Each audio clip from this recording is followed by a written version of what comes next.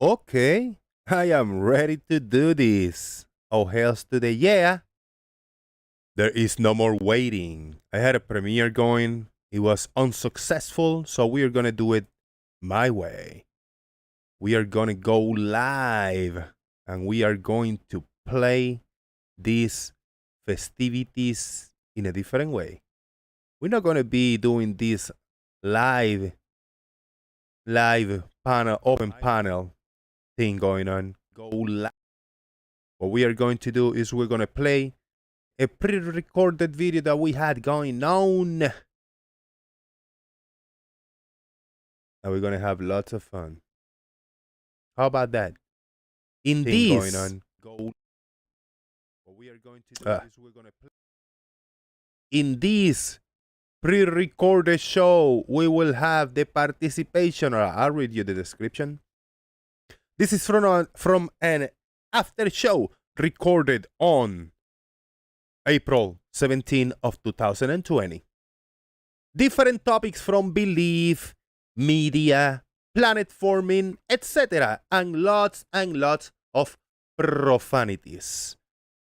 And I'm gonna name you the participants in no particular order in these big ass superstars festivities. We have Slick James, Al K, Blue Marble Science, the late Schrodingers Cat, Carlos, No Name, Twit Wit, Channel Q, Luis Hacket, Lemon Bird, S.E. Montreal, Fred, Jose JG, and much more. So, hey, I'm ready to do this.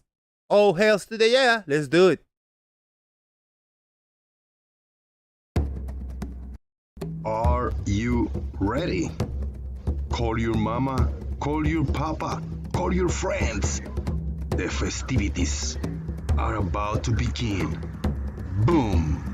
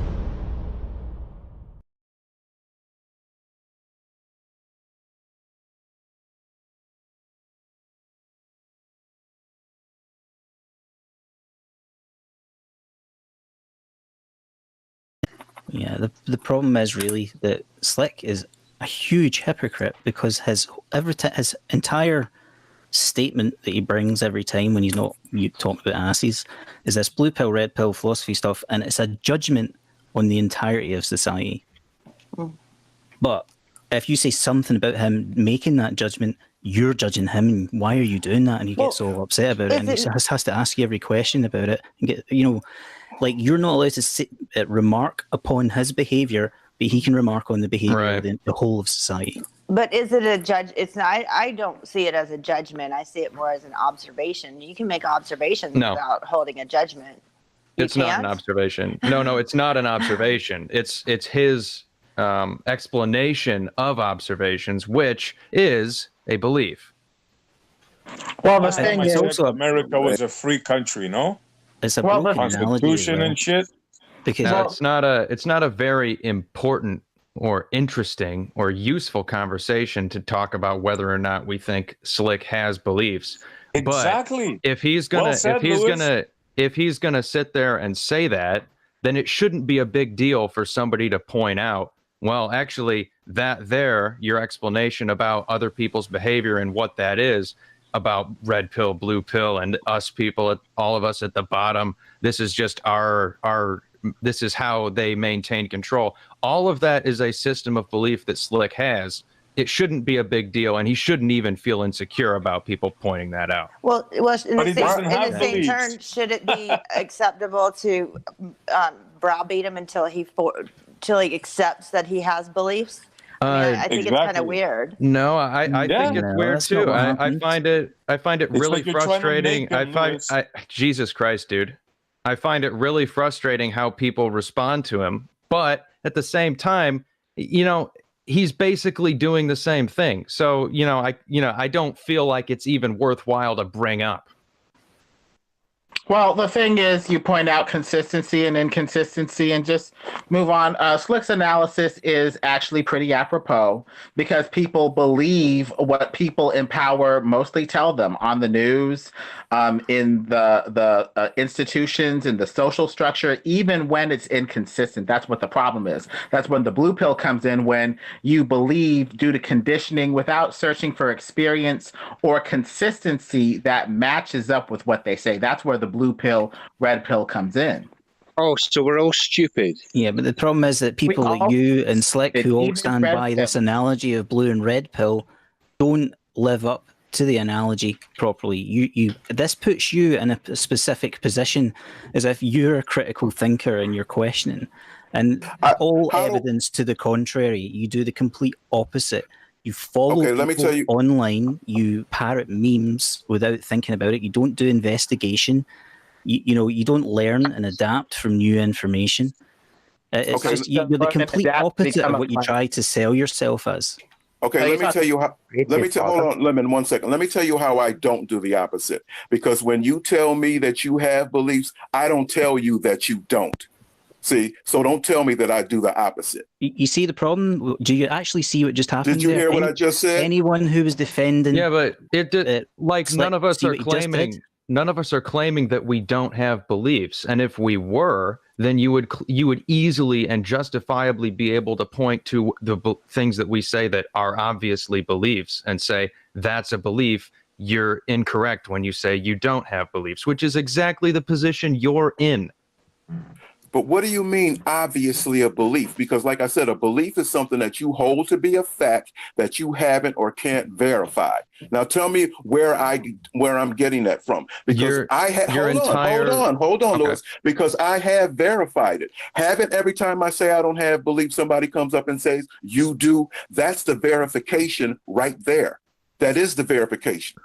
What have you done to verify this system of control that we're using the red pill, blue pill metaphor for? What have you done to verify that? What I have done to verify it is that every time I say I don't have beliefs, somebody says, yes, you do. That's the verification. Okay, well, that's still a belief. You've just that's when still I say a belief, Slick. You know how you would make what I'm saying not a fact is if when I say I don't have beliefs, you just say, okay, no problem. Slick, if that's the level of verification you go to, then there's all sorts of things that people have that they could just say, "Oh, that's just a fact. That's not a belief." I don't even know, Louis. What are you talking about? You just talking. You're not saying anything. Yeah, I am, man. That's just in other words, this is bias. This is the question I have for you, and I still haven't gotten an answer yet. Where are you getting this from? That everybody has beliefs. You had to get that from somewhere. Tell me where you got it. I never said that. Okay, well, anybody that does say that, where did you get it from? So you're just going to not have the conversation we were in the middle of having? No, I'm trying to find out. Listen, I'm trying to do verification because you keep accusing me of not verifying. So now in the process of me trying to verify, that's when you start obfuscating. I'm done with you. I know you're done. Don't talk to me. I know you're done. Don't talk to me. I said I know you're done. Okay, I know people have beliefs because of my experience and logic, because there's two categories of knowledge. There's the knowledge that you experience, that you measure, that you verify yourself when you are involved. There's the knowledge that you're not involved in, that you have to take on faith, that you have to take on belief, that you have to believe the testimony of another person or see if it is consistent with everything else that you know enough for you to adopt it, assimilate it, and possibly test, verify, and experience it later. Logically, everybody would have a belief that way because we cannot experience everything. You have subsumed belief under the category of a gamble.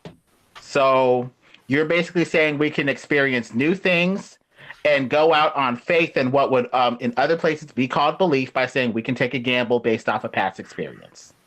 So that's deep.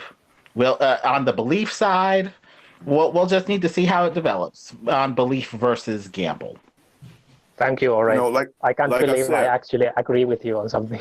Yeah. Like I said, I hear where you're coming from, but nobody speaks for me but me. And when I say I don't have beliefs, that's just the end of the story.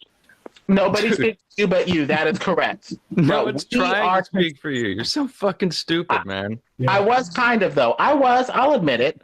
But we have to do that. No, you weren't. Oh, okay. Well, thank you. Yeah, you were actually saying the opposite. See, Lewis, even Lemon said he was trying to speak for me, and Lewis tried to come in and say he was wrong. See what I'm saying? He even admitted that he was speaking for me, but he couldn't deal with that. It's because you morons like to sit there and pretend to be on the same side just to have an enemy. Well, the thing is, Lewis, you are logical and consistent. That is true. And we try to use logic and consistency in a courtroom to say, you said this from your perspective, but I'm not seeing enough consistency to adopt your narrative, even though you're saying that this is what motivated you. I'm from the outside, and I can see things that you didn't. And I can sometimes see more consistency than you, especially if your vision is clouded, if, say, you're not quite being fully honest or fully deep enough with yourself to bring out the truth. That goes with everybody, even with me. If we didn't have this skill to judge from the outside, at least to a certain extent, we wouldn't have courtrooms. We wouldn't have logic. We wouldn't have reason, Slick. So I hear what you say, Slick, but I'm just seeing from the outside. That's all. I hear what you say, Slick, but from the outside, I have another way to analyze it. Lewis has another way to analyze it. It is what it is. But I hear what you say. Okay? No, we have the exact same way of analyzing things, Lemon. Yeah, we all do to a certain extent. If we didn't, we wouldn't have a society if that weren't the case. This disagreement is tribal. That's all it is. And at the end of the day, I'm in control of myself, and I decide what's me and what's not. So once I say I don't have beliefs, the best thing for you to do is just let it go, because you can't win that battle. Good job, Slick. You're a grown man. If that logic holds true, then when I say that I don't have lungs, if I say that, then that's the end of the story. There's no conversation, and I don't have lungs. Well, the thing is, we have to point out truth and consistency. That's all we can do. We can choose to accept it or reject it, but we have to point out truth and consistency. Otherwise, we have a mad world where I have my truth, you have your truth, and we're stuck in a postmodern, mess where truth is unknowable and society is falling apart. Well, see, but my life is not up for judgment or debate. It's my life. I run it the way I want to. The moment you interact with me, that is false. Because I need to judge whether or not I want to interact with you. That's on my side. And you need to judge whether or not you want to interact with me. That's where the mix comes in. It is what it is. No, I don't need to judge anything. I am what I am. And if anybody doesn't want to communicate with me, that's their problem. That is true. Judgment is ultimately about how much you want to be involved in a process versus how much you want to cut yourself off from a process. I'll cut myself off from this whole son bitch if somebody tries to tell me I can't be me. This whole process can be stuck up somebody's ass for all I care. Jesus, you sound so insecure. You're supposed to be a grown man, for fuck's sake. Yeah, what you want me to do is sell out. So you want me to sell out so I can have some friends. I don't think anyone cares what you do. I don't think anyone here cares what you do. What does that mean in this What context? a hypocritical thing to say, Lewis. That's all you've been talking about is him. Don't say you don't care. You can't pay me to be. And answer my question. Why do you care what Slick thinks? Lewis, stop laughing. No. You guys are pathetic. You guys are absolutely pathetic. You're pathetic. You are incapable. We're in a flat earth debate channel. You are utterly incapable of listening to what other people say. You are utterly incapable. I'll say why I care because you're pathetic, dude. I'll say why I care because it's the little battles that count. I look at this as a battle for a little truth. If I can win this little battle with reason, logic, and sense, maybe we could go on to bigger battles. This is one little battle. If we can't even decide whether or not we have beliefs or not, it's nitpicky, and at the end of the day, it's just Slick choosing to do him true. But on the other side, it is a fight for truth. So it's like you want to battle? Join the army, Marine.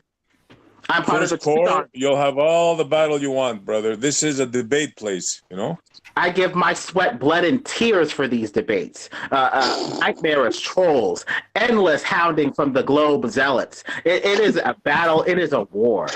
I got no beef with you, Lemon. I got no beef with you, bro. At least we now know what his motivations are. How do you get blood, Lemon? You get a paper cut or something? I did just now. Ow. Don't type angry, Lemon. Do not type angry. You'll smash your cell phone screen, and that's how you cut your fingertips. Okay, I'm just looking out for you, bro. That's all I'm doing. Hulk smash. That's right.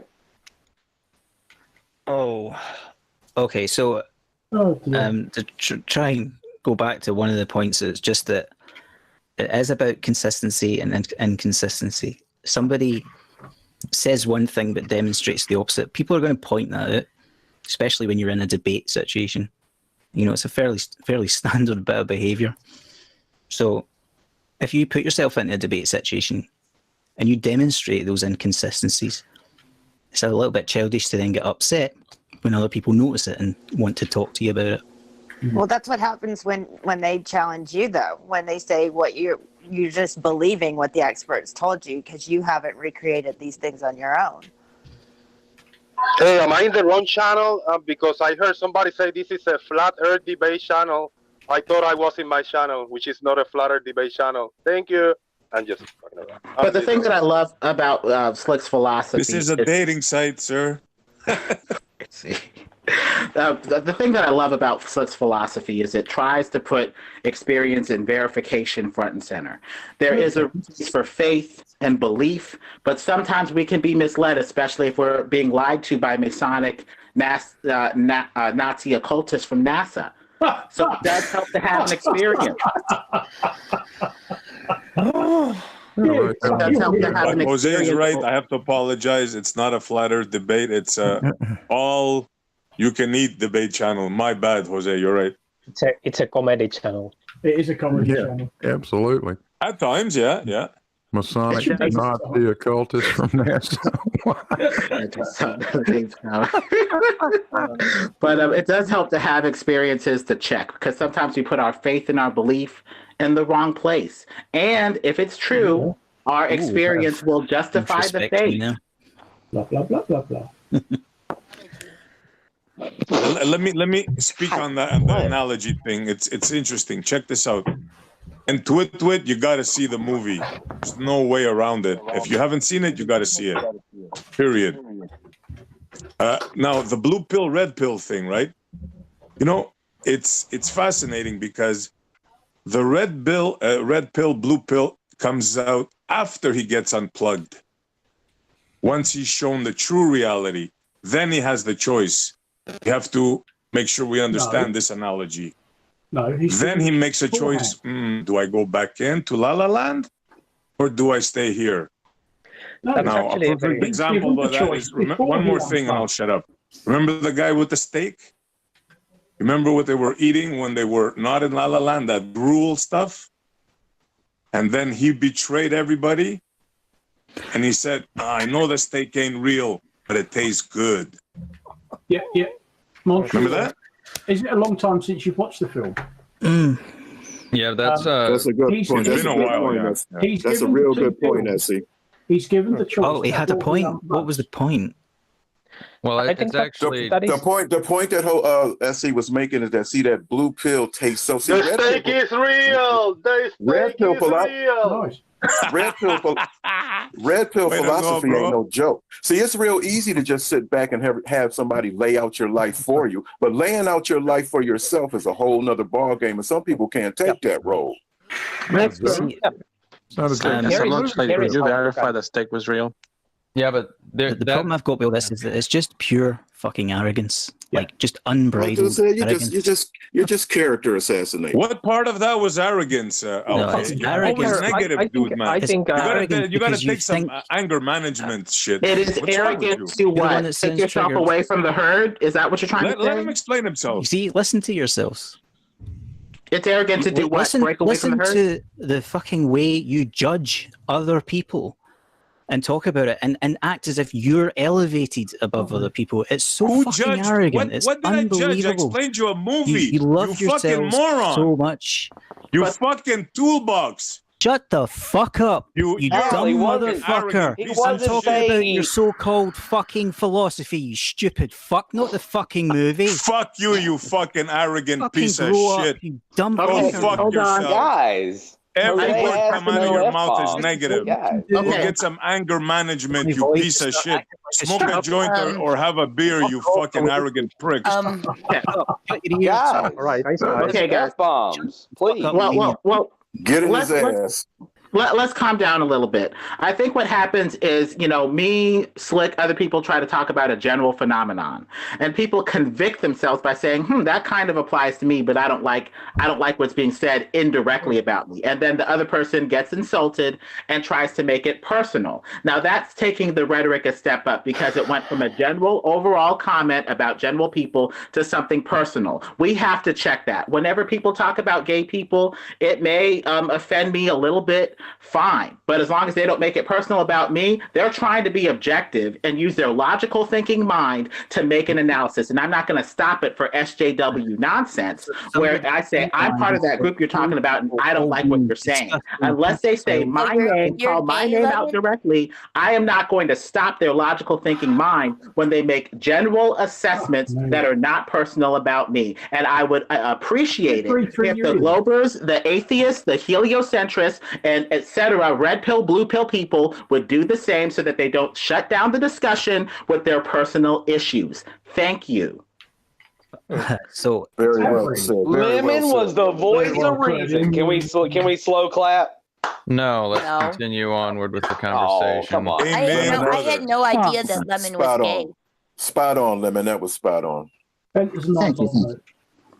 So here's why I think actually SE Montreal had a real point with the whole red pill, blue pill thing. It can be really hard when you actually see the reality of some truth. It may actually be really hard to accept it, and so then you get tempted to go back into the old ways of thinking that you used to be in. That's actually called cognitive dissonance. You want to solve the problem by going back to the same old thing and pretending that the meat is still good, even though you know it's bullshit. And that can happen, for example, when you come out of flat Earth thinking and start realizing that it's actually a globe. And then you realize, oh shit, I still kind of want to be a flat earther though, and I cannot admit that I have been lied to by these flat Earth hoaxers all the time. So then you go back to the blue pill, that's flat Earth.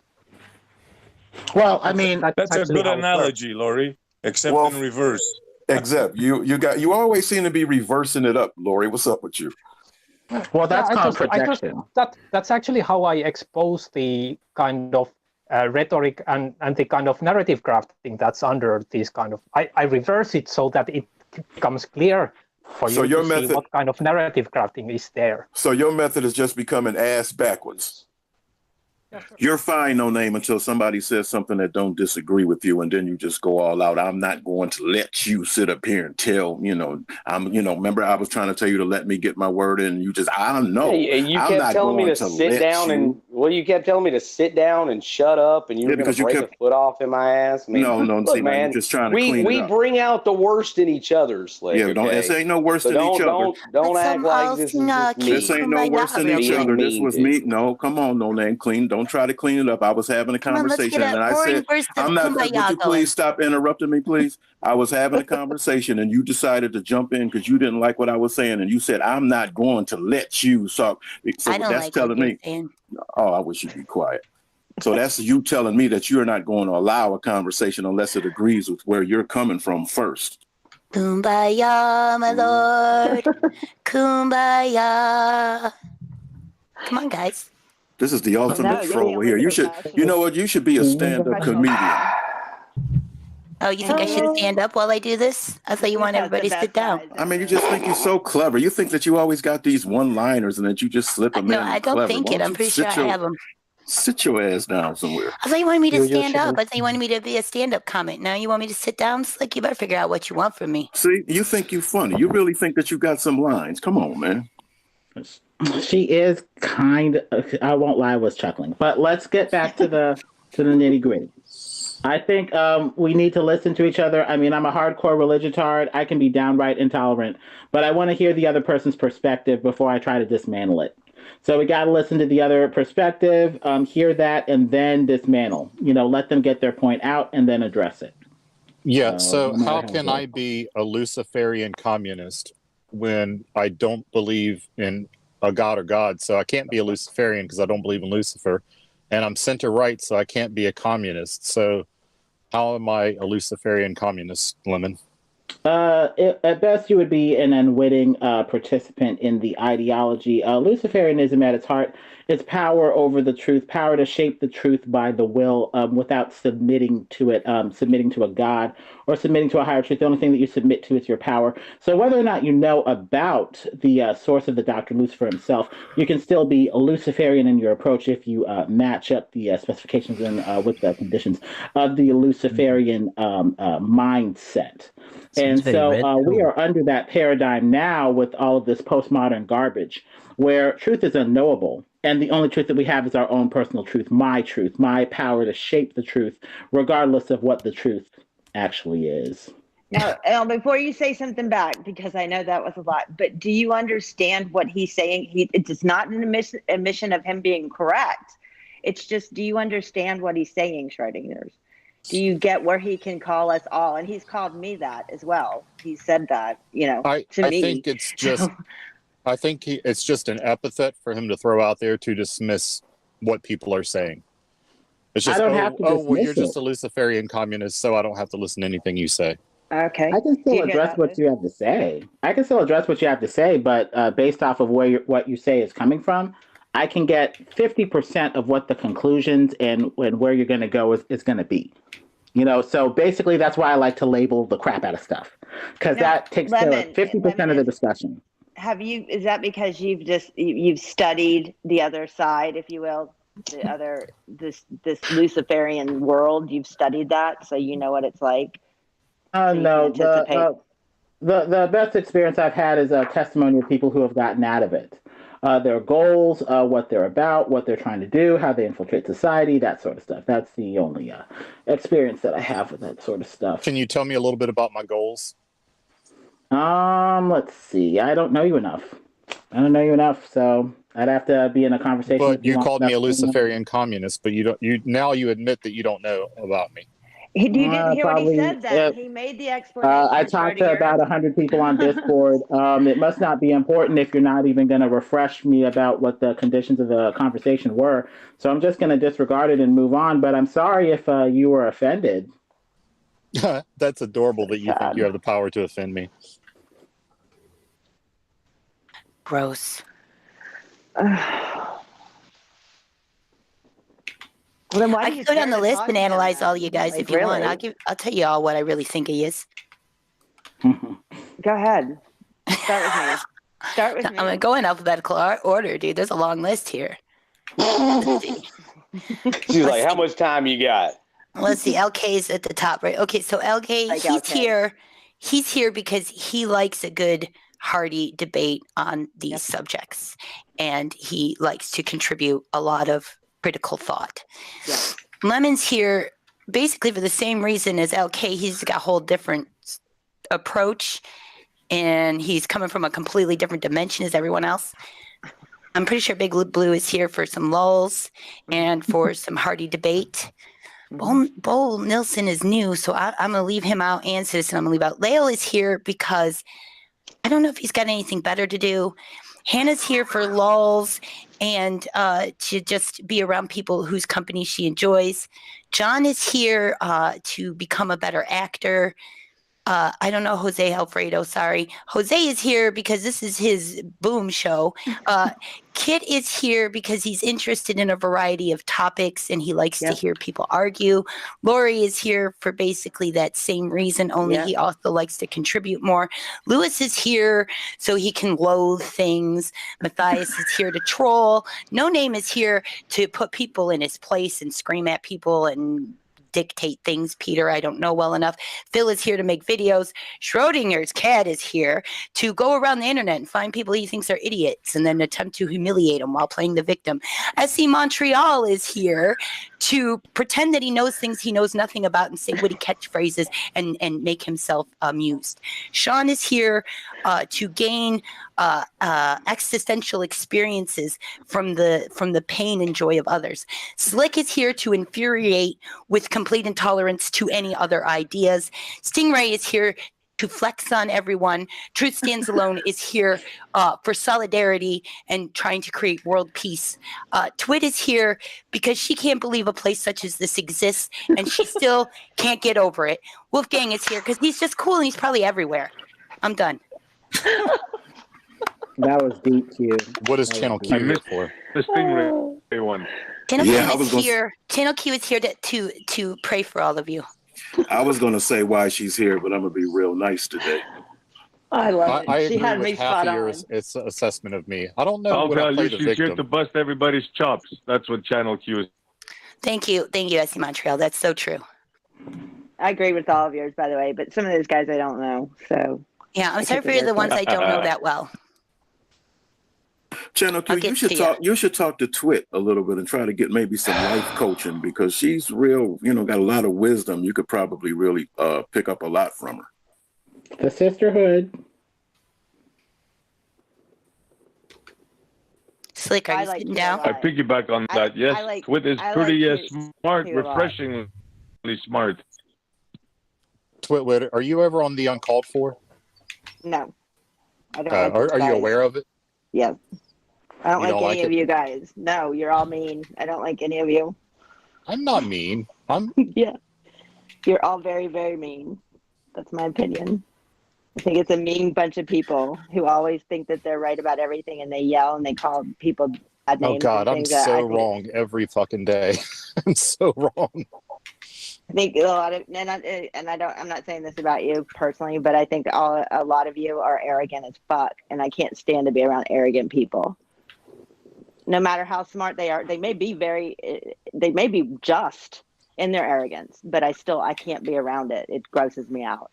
Here's what I think about being wrong. It's very, very valuable. I love nothing more than being wrong as long as I find out that I'm wrong, because then I get to improve myself. I love being wrong. Mm-hmm. I get that. I'm glad it ain't lightning right now. Mm-hmm. That was funny. You have to laugh, Schrodingers. Come on. That's a good one. The only thing about just being wrong is on Schrodingers, when you're that's wrong all. twice about the same thing. Yeah.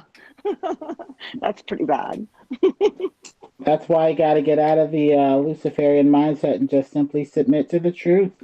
That way there's no pride, no ego, no need to destroy the other person, rather than humble yourself and say, hey, I was wrong. Hail Sagan. Hail Sagan. I have a question. The conversation was generally revolving around these kind of feelings or ideas that people have about society at large, and it was all this red pill, blue pill stuff, splitting people down the middle and kind of saying there's this type of person thinks that way, this type of person, suggesting therefore that there's a group that you consider yourself to be a part of which thinks critically and doesn't accept certain narratives and all that kind of stuff. Aside from the globe earth, flat earth thing that we're all involved in here, can the people who consider themselves red pill give us a few examples of where they, specific situations where they've done research, they reject certain things, and, they've proven something to themselves that other people follow blindly, but they've kind of switched onto it, and they've done that through a process of critical thinking, not just contrarianism, not just, oh, I don't fucking believe that, something that they can actually demonstrate where they've enacted the philosophy that you claim to abide by. Man, you should have been here yesterday. The flat earth, I realized that the globers were affirming the consequent when they had clear disproof of gravity. Sorry, I did actually specify not flat and globe Earth. Something else. It was a great question, Al. It's a great question. And honestly, you people who claim to be red pilled should actually have a really good answer for this. It shouldn't take a long time either. And LK, I can answer your question. I use critical thinking skills to break down this belief paradigm that's being pushed on everybody. I really use a lot of skills on that one. That doesn't really tell me anything, Slick. Well, that's because you ain't listening. Okay. Because you didn't say anything. You know what? I'm not even. Okay, well, wait a minute. Okay, well, I can give you more. I'll tell you a little bit more. Yeah, what I did was I used critical skills to understand that this is not. This belief thing is not something that's wired to the brain, where it's something that you have to live. Like, in other words, you have to have the lungs to breathe. You know, you have to have kidneys and all that. People talk about beliefs like it's wired into the system, and it's not wired into anything. It's just a belief, and I use critical thinking skills to uncover that nonsense.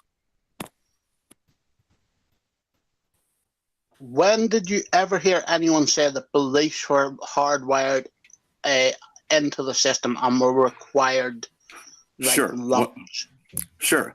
And where I got that from is because if I say I don't have beliefs and you say that I do, well, then that only can come from if it's something that's hardwired. That's like me saying I don't have any lungs. Okay, well, no problem. No problem. Oh, so he thinks it's like a video game where, like, it's a ping pong. Like, if you don't hit it the right way, it doesn't go the right way. It's hardwired.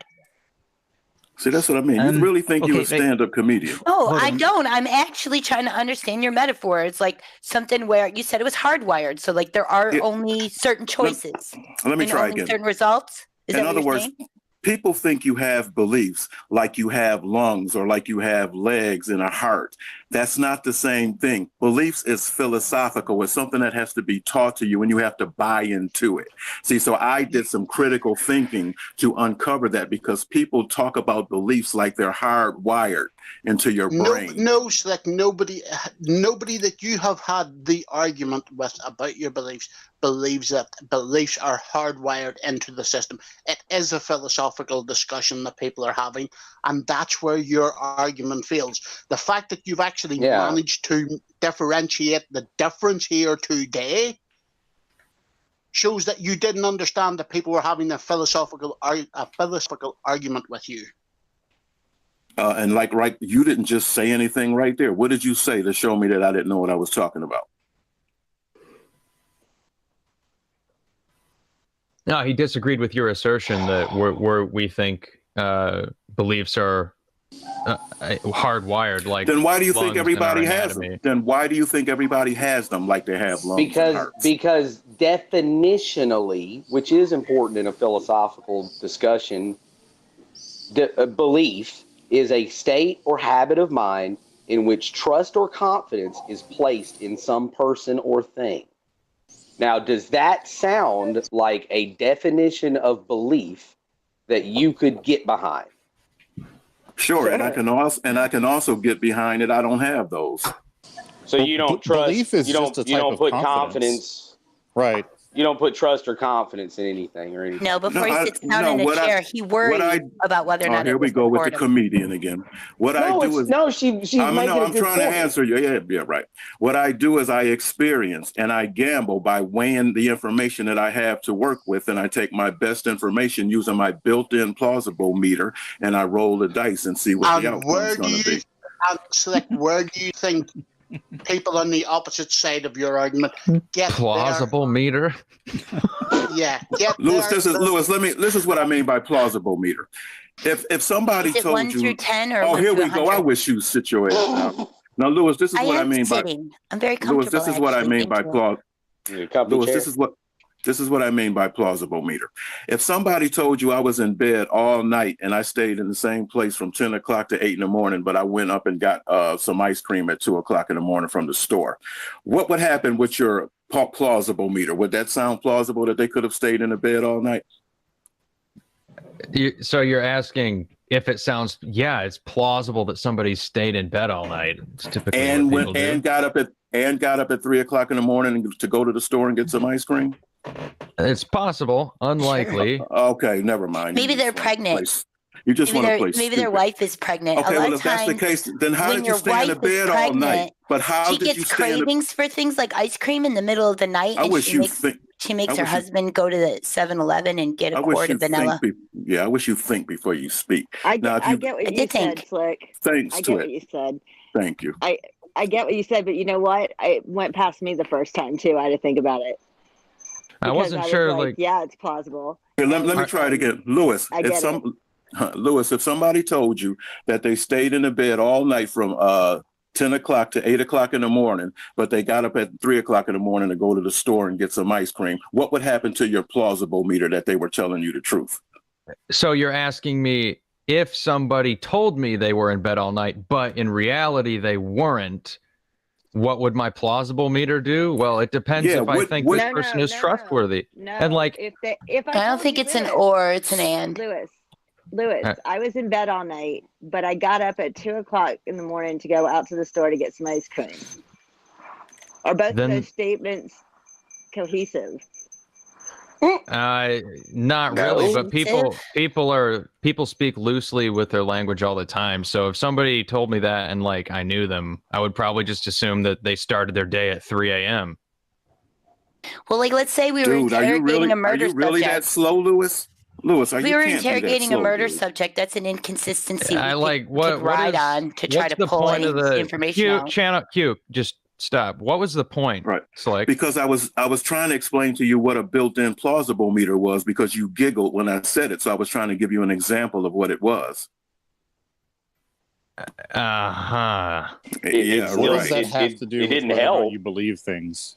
You know why it didn't help? Because I don't know if maybe you're not as swift as you think. Lewis, if you claim to have been in bed all night, how could you have gotten up at 2 a.m. to go to the store? Your plausible meter should have said, hold it, something's wrong here. That's what a plausible meter is. It's not plausible for you to be able to go to the store at 3 a.m. if you were in a bed all night from 10 to 8 a.m. Come on, man. Dude, it's not a good example. Some people get up at 3 a.m. Some people work nights. Not everybody uses language the same way. So like that little tiny example doesn't like there are more absurd things that people say that you just accept and don't even think about. Lewis, I'm talking about your built-in plausible meter. You would detect that there's a lie in there. Built inside you, you would say that, wait a minute, that's impossible. You couldn't have been in bed all... No? Maybe you're not as swift as I thought. Like a spider. Okay. I wouldn't think that they were lying. I would think that they were loose with their language. Can you stop just coughing and moving shit around in the background there, guy? Truth. We can hear you in the bathroom. Sorry. No, I'm washing dishes. Sorry, I'll go mute again. Yep, thanks. Well, Lewis, like I said, I gave you a perfect example, but you went right over your head, and that's about as easy. Lewis, and you didn't I wish you don't. Why don't you wait until somebody's finished? Q, that's You're never finished. The men are always talking. Damn. Yeah, there you go. The men are always. See, come on, man. Slick, your example wasn't very good. That's all there is to it. What did your example so, Lewis, have to in do other with words, believing things? Because no, it's about being able to catch something, to be able to understand that something is wrong with what somebody is saying. That's what I'm talking about. That's just basic. You know, it's logic. So looking for an internal consistency or inconsistency is right. Yeah. So like maybe if you'd said it differently, like somebody in the beginning of a conversation told you they were in bed all night, but then later you overhear them say they got up in the middle of the night to get ice cream. In that situation, yeah, I would start to doubt what they had initially told me. But with the way you describe the chronology of what they tell you, like it's just bam, one statement they tell you all at once. Yes. In that situation, it's much more casual, and I don't have the same reason to doubt that. Dude, it's no, man. I'll tell you what. Somebody else can have the floor. Don't worry about it, Lewis. I'm not worrying about it. I was thinking like you. I mean, honestly, if somebody tells me that they've been in bed all night, no name, it's fine. And they get up in the middle of the night to go get ice cream, and I don't know that they did it, How am I supposed to have any way to know whether or not they told me the truth? They told you. I think this is really going off track. Oh, right. so they told me both. The reason I laughed, Slick, But is one because of the you seem statements to. isn't true. If somebody tells you they didn't get out of bed all night, but they went to the store at 2 a.m., then one of those statements is a lie. They both can't coexist. You're exactly right. Yeah. No, because 2 a.m. is morning, not night. Oh, that's true. Yeah, technically. And you hear about people who take Ambien. You ridiculous. Slick must be laughing. And what about people who take Ambien and then they go driving? Right. So the reason. Seriously, man. Jesus Christ, 2 guys. a.m. is no longer p.m. p.m. is night, and a.m. is morning. Done. How about the ones that have dreams about? I was in bed all night, but then I got up at 2 in the morning. Seriously, come on, guys. Q wins. I win. Congratulations, everyone. Can you stop? You win, yeah. When do you want me to stop, Lewis? Immediately. Thanks. It is. If I stop immediately, we might get whiplash. That's fine. It's like everything's a game to her. So the reason I laugh, Slick, is because saying something like that I should take everything seriously and never wash my hat. It implies that you think that you have something or are using something that most people haven't or don't. Right. And then after the exchange we had, you basically said, see, Lewis, you don't have what did you call it? Plausibility meter. Plausibility meter. Like, so you're basically saying that, you don't know, you're not a good judge of character is basically what you're saying. No, that's not what I'm saying. What I'm saying is that it is. No, it's not. What I'm saying is that when they taught you that everybody has beliefs, your plausible meter didn't go off. Mine did. No one ever taught me that. What? Okay, so do you think everybody has beliefs? I do think everybody has beliefs. Okay, now where did you get that from? My own mind. Okay, so you decided that everybody has beliefs and everybody else did all of this on their own. I didn't decide it. I deduced it. Okay, and based on what? What gave you that? What are you using for that you came up with? It has to be based on something. What is it based on? It's based on a series of assumptions that I've made about the world. The first one is that I act virtually the same in almost every situation. I will make the same sort of decision as other people. And so that right there is a huge indicator that people are similar. So right there, I'm going to assume that other people work fundamentally the same as I do. And I form beliefs about the world around me based on what I see. Okay. And the difference between us is I don't assume. All right. Well, you're free to say that. You're free to say that all you want. No, not yet. You're free to say that if you like, Slick. But as soon as somebody else hears you say something that is a conclusion about the world and not just a mere observation, they're going to rightly point that out as a belief. I don't make any conclusions about the world. What are you talking about? You're the entire paradigm that we've been talking about, the system of control, that is a belief. That is a conclusion that you have drawn. No, it is. Yes, it is. No, it is not. No, it is not. Because what if that's a fact? Then could it be a fact, Lewis? It could be a fact, but it's still a conclusion you've drawn. Okay, hold on. No, hold on. Lewis, look, Lewis, hold on. I got another question. I got a follow-up. So if it could be a fact, right? Now show me where it isn't. Show you where it's not a fact? Yeah, show me where it's not a fact. That what, like everyone's just a sheep? No, never mind. It's kind of good. I'm losing myself here. Okay. Well, the same thing applies. Like it is your belief, whether you want that word or not. That it's your philosophy, whatever. Listen, don't get upset about it. Let me just get to the point. I just got to correct you. I just got to correct you. I don't have beliefs. Just don't say that phrase, and you won't get this out of me. Asking you about specifically is this conclusion that you've drawn. So the same question applies to you. What can you do to show us that your conclusion is correct? Sure. I use my plausibility meter. See, what I'm doing is are you going to let me talk? Now, here you go, cut me off. I'm not. Okay, well, then listen. If you're looking for your own answer, ask yourself the question and then answer it. Don't ask me. So the point was, what can you provide to us? Not tell us how you made a decision, but what can you actually give us, show us some evidence, something that we can then evaluate as being a fact. A fact is, I know for a fact that I'm in control of my own mind. I know that no other human being can control my mind but me. I know that for a fact. But that's all about you, and it does nothing for us in this situation. Well, that's your problem. Why should I be worried about what you do? I don't care about you. Hell, worry about your damn self.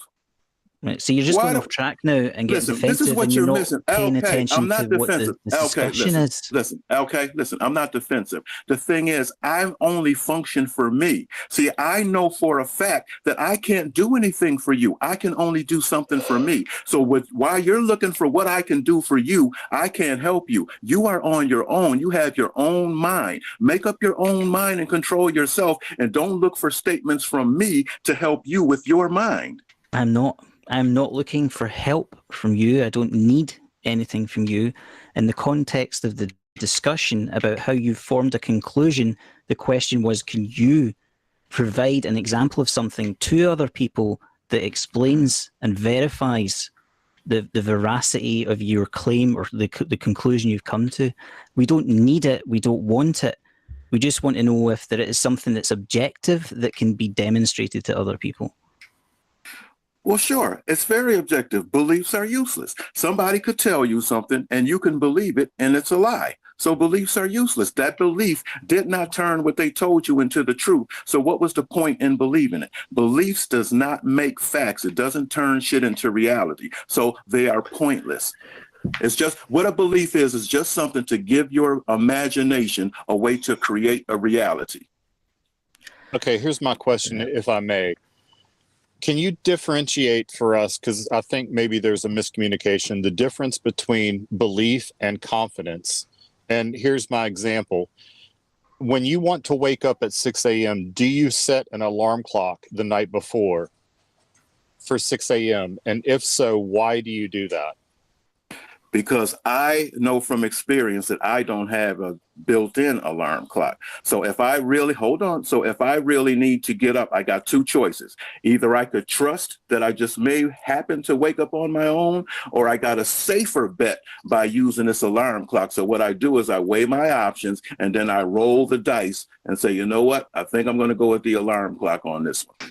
And you're confident that olarm clock is going to go off? Hold on. No, it's not that I'm confident that the clock is going to go off, but I'm more confident that it's going to go off than my internal clock is going to go off. I only got two choices, either my internal clock or the alarm clock. So if I really want to take a chance, I want to use my best bet, and I want to make sure I place my bet where it's really going to help me with the information that I have. It's just as easy to go ahead and set the alarm clock and not trust my inner clock. So you believe your alarm clock's more accurate than your internal clock? That's a belief. No. Okay, so It is a belief. Okay, well then let me address that. So are you telling me that without any clock around whatsoever, I can just walk around and know what time it is? Are you telling me this? No, I didn't say that. Okay, well then what are you saying? We're saying that what you just said was a belief. Yeah. What are you saying, Blue? You because you believe that the alarm clock is better than your body. I wish you sit your ass down. Blue, you told me that my internal clock is better than an alarm clock. Is that what you're saying? No.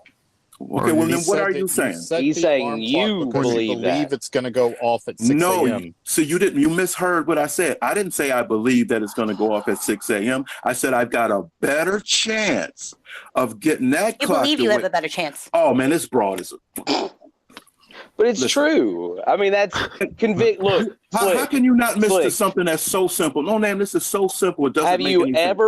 Are you convinced of the truth of some statement or the reality of some being or phenomenon, especially when based on examination of evidence? If you want to learn something, you got to listen instead of just keep talking. Now, I just wanted to get that. I've been trying to ask you that question for like half an hour. Write it down. We'll hold it down for an hour. Try for an hour. You can't handle that. He has an answer for you. That's what it is. He never let me ask. Don't worry. I might answer your question right now if you just listen. Now, okay. if If I only got two, oh, here we go. If I only got two choices and I have to take one of those choices, belief has nothing to do with anything because I got to choose one of them. So what I do is choose the best situation with the information that I have. It has nothing to do with belief because that clock may not go off. I don't know if that clock is going to go off until it does or it doesn't. Thank you very much. How did you determine that the clock was a better choice? Because I don't have an internal clock to just know what time it is internally. I don't have one of those. Do you? But what makes you think that the clock is going to go off? I didn't say that. Listen, that's another gamble. In other words, if I don't set it, I know damn well it ain't going to go off. At least if I set it, don't I have a better chance that the clock will go off? So I got two choices. Either you can set it or not. So what I do is I take my best information, knowing that if I don't set it at all, that son of a bitch ain't going no place. But if at least if I do set it, I have a better chance of it going off. Now, are you seeing how this works? Why would the clock not go off if you don't I set do. it? Now you're going off into some whole other shit. Do you see how this works? I got two choices. I'm taking my best shot. Now, if I don't set the clock, it ain't going off at all, is it? So when you set the clock, I know, but did you hear what I said? If I don't set the clock, it's not. I'm trying to I just need you to follow. If you would We let hear me. you very clearly. Okay, I just need you to make sure you're following because it seems like you're not. Under almost every condition, when you set the clock, it goes off at the time you set it, correct? And you develop a level of confidence that that's going to happen. That's what we call belief. Okay, now let me tell you where it's not a belief, because I'm comparing that to if I don't set the clock at all. See, the only reason that I'm setting the clock is because if I don't set it at all, that clock can't go off, can it? True. So so if I got any type of chance whatsoever, what do I have to do to that clock? You have to set it. You have to turn exactly. it on. Now, it has nothing to do with belief of whether the clock is going to go off or not, does it?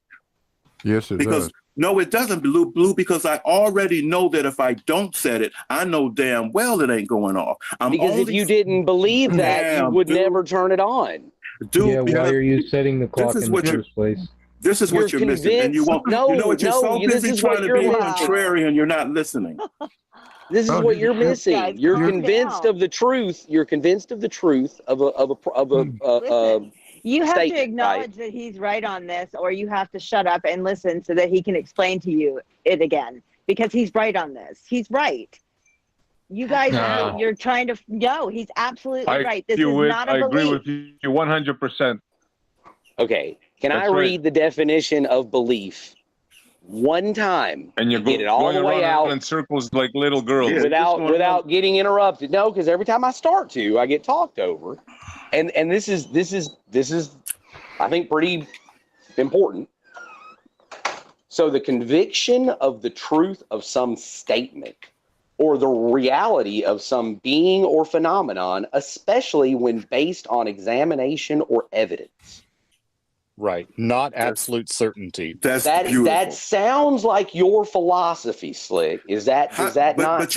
No, because you're not listening. I told you, listen very carefully. Just try to listen. Listen to the facts. Right.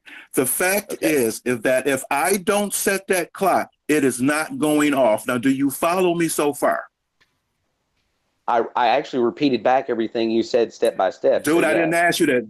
Yeah, so you do follow that. Now, what chance do I have better of that clock going off, whether I set it or leave it alone? Tell me which one I got a better chance of the clock going off. You have a 100% chance of the alarm not going off if you don't turn it on. True or false? Dude, I just asked you. True or false? Damn, 100. Do you have a 100% chance of that alarm not going off in the morning if you don't set it and turn it on? Dude, why are you playing games with me? I'm not playing a game. You just said you understood. You just said you understood. A second ago, you just said I understand. I'm trying. You have this really vague and fuzzy understanding of probability, and I am trying to establish a true statement, a plausibility. Sorry, and I think you're conflating plausibility and probability. Okay, so I just want to know if you understand that if you don't turn the alarm clock on and you don't set it for 6 a.m., Hey, no name. Why don't you let Lou take this absolutely one? won't go off. Okay, go ahead. That's what he's been saying the whole time. Right. But if you're convinced of that truth, I said I have the definition of belief is that you have a conviction of the truth. It's not that's belief, it's knowledge. He but knows. that is a belief. It's in the from my- definition. Oh my It's God. in the definition. And we were talking about it in a philosophical sense, and that's what Lewis was trying to get forth. That's what Okay, Al so Kay was Mr. trying to get Atheist, forth. you have beliefs. Yes, I have beliefs. Yeah, and I He just believe doesn't have everyone one has. belief. He's No just name, missing one. no name. Didn't I say no? And this is very simple. What chance do I have better? Do I have a better chance of the clock going off if I set it or not? Which is the better choice? Is it Which is plugged my in? better chance? No name. Which better shot do I have? I've already agreed that you have to turn it on and you have to set it to have any odds at all of it going off. And you will not concede or establish that it is an absolute fact that it will not go off if you don't turn it on and you don't set it. I don't know why you're pussyfooting around that. No problem. Okay, let's Is it a deal with that. 100% Let's deal with that. Let's deal with that. Okay. Have you experienced Your house is haunted. Oh, here we go. Have you ever experienced a clock going off on its own without being set? Have you ever experienced that? Is this something If that it's happens not turned on, no. Okay. So I base my life on experience. See, I use my experience. That's what you base beliefs on. So too. since I don't. No, you It says right there in the definition. The reason you don't think based on examination of why evidence. are you so scared to, if you think I'm wrong, why are you so scared to let me speak this out? Apparently you're why? then why you keep talking over me? Now, and why you won't acknowledge that definition of belief? We're going to talk about experience now, because now you're trying to tell me experience is belief. Now, Well, relying on experience. Let me is show knowledge you how. Oh shit! Let me show you how experience has nothing to do with belief. Now, if I went and got a glass of water from the sink and water came out, okay. Now, wouldn't I have experienced getting water out of that sink? Yes. Now, if I go back to that, if I get thirsty, right, and I'm sitting there and I want some water, what is the best chance I got if I only got that sink and nothing else in the house? What is the best chance that I'm going to have to get some water? Because I have experience with this sink. Now, I don't know if I'm going to get some water out of that sink again because I haven't gotten there yet. But I also know that water has never just appeared out of thin air either. So now I got to roll the dice. Damn it, I'm thirsty. What am I going to do? Sit here and wait for water to appear out of thin air, or use my experience to see if maybe by chance some water might come out of that faucet again. Now, if I got water out of that faucet 100 times, the next time I go to get water out of that faucet and water comes out, it just doesn't surprise me. So it has nothing to do with belief. On the 100th time when you go get water out of the sink, is that rolling the dice? It's always rolling the dice because I don't know if water's going to come out of that sink until I turn it on. So as you go to the sink and you keep consistently getting water, are you building confidence that the next time you go, water's going to come out? No. Then the only I can't help you. I know you can't help because I'm not looking for your help, because I still know that even though I've been to that sink 100 times, I've still never had water appear out of thin air once. See, so because I've still never experienced water coming out of thin air, my only option is to go and see if water is going to come out of the sink. Has nothing to do with belief. Thank you very much. That's just not true. Not only that, he just explained the probability theory. Scientific, what he just said, because no matter how many times you roll that dice, even if 52 times 6 came out, you don't know the 53rd that 6 came out. So he's spot on this. That's exactly that's the whole reason that you have confidence the sink will give you water in the first place, because I don't have confidence. Yeah, you do. That's I don't. No. Then why do you go to the sink? Because why do you go to the sink then? I know. Why are you giggling? I'm gonna tell you why. He's terrified, Lewis. Every time he's like, I don't know what's gonna happen. We'll wait till she finishes. But he did just say it. He said he's been to that place before. That's how animals work too. If you But he think doesn't about have it, any they confidence. He also said he doesn't have any You confidence. don't have to to it. have confidence in it. You When you just roll- know Be nervous that, about it then. Wait, See, I'm trying to explain it go to to her. the sink, and if it happens, it happens. If it doesn't, it doesn't. No, Lewis, What a waste of life. There, let me explain this, guy, because I'm the one doing this. Because I know from experience that water does not pop out of thin air. I don't have a choice. You don't know that from experience. You believe that. Well, you believe yeah, that water exactly. doesn't. In my experience, okay, so are you telling me in my experience, water has popped out of thin air for me to drink? That's the whole reason why. That's the whole reason why it's a belief. Right. Because you've never seen the opposite, so you have to assume, which is also to believe that it doesn't. When you roll, like I said, I tell you, let me put it to you this way. Jesus, let me put it to before Christ. I know, and I'm going to go on mute in 1 second. I've explained what I had to explain. If you don't understand it, that's not my problem. Now go ahead. When you roll a 6-sided dice, you have a 1 in 6 chance that it's going to land on one of those numbers. If you go to the sink 100 times, on the 101st time, you don't have a 1 in 6 chance or a 1 in 100 chance. You can be pretty fucking sure that water's coming out. No, I can't, because how am I supposed? Am I hearing blue? How am I supposed to know? I don't have any blue. type of preconception powers to know the future. I think I hear blue. The best Wolfgang, you stop that, or you're going to be removed. Don't do that. Don't you threaten Wolfgang. I just did. Why? Why? Because he's not going to do that. He's not even said one word this whole time. Yes, he did. He just said, he kept saying, Blue, Blue, is that you? Do I hear Blue talking? He was doing it on top of. Well, why don't you look at the chat, Twit? We've been trying to give Blue a chance to speak for like ever. That's not how you do it, though. Well, how do Let me we say do it? one quick thing, and then I'll mute. The best indicator of future performance is past performance. Now I'm muting. It's completely absurd to say that it's not belief. Like, it just is. You've based the belief that water's going to come out of the tap because it comes out of the tap in your past experience. Like, it's so childish to just want to change the definition of the word. Lewis, the thing that you're missing, Lewis, and this is the key that you're missing. So you're too focused on the sink. The point that you need to understand is that if water is not going to come out of the thin air, that's the key here, not the sink. It's that water's not. I don't have any other options. Right. Play it that way too. It's still a belief. Based on your experience, it is not that a water. belief. Yes, it is. Listen to me. It is not. Well, I mean, it doesn't Okay, go matter ahead. if you listen to me. But go ahead. I'm listening. I'm listening. I Like want you to see if you can don't explain it.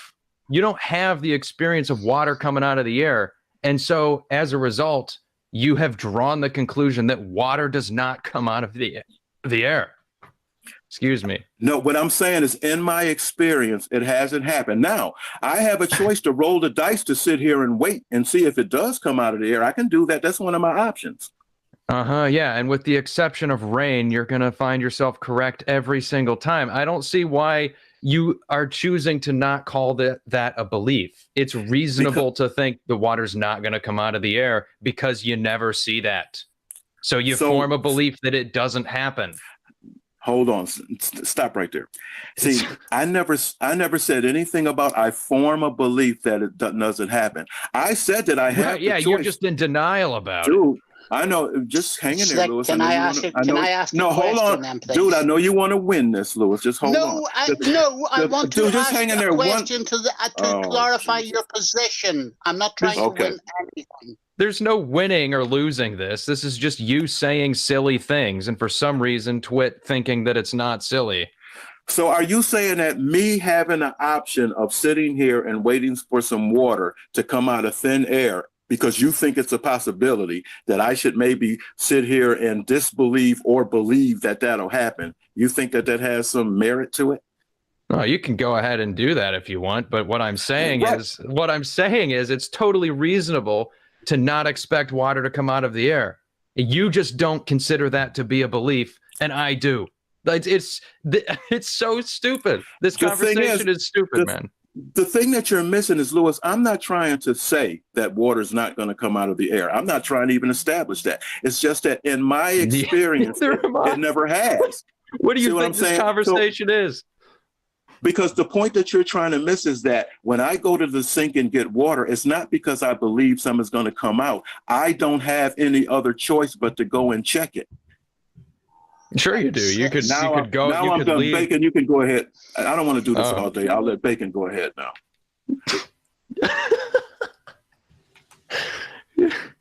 You're like a child, man. You can ad hom me if you want, and if that helps you somehow, knock yourself out. It's not an ad hom. All right, I think I want to clear this up real quick, okay? Wolfgang came in and did what we all dislike, okay? And because certain people don't want to be fair and be honest, even though they claim they're fair and honest, and they don't want to admit that what Wolfgang did, he even admitted he was doing something not cool. I called him out on it. You guys call each other out on it all the time. Forgot to say, SE Montreal also takes this silly position. Dude, you're just passing judgment, boss. That's all. Oh, you're right. I am passing judgment. Which position do I take? Can I ask my question now, please? By all means. All right. So, Slick, let's say I agree with everything you have said about your example of water coming out of a tap. Okay? Okay. Can you please explain how you think that is different from the way we view it when we go to a tap based on our past experiences as well? Okay. Well, what the difference would be is whether you believe water is going to come out of the sink way before you got there. When you go to the sink to get water, do you believe water is going to come out?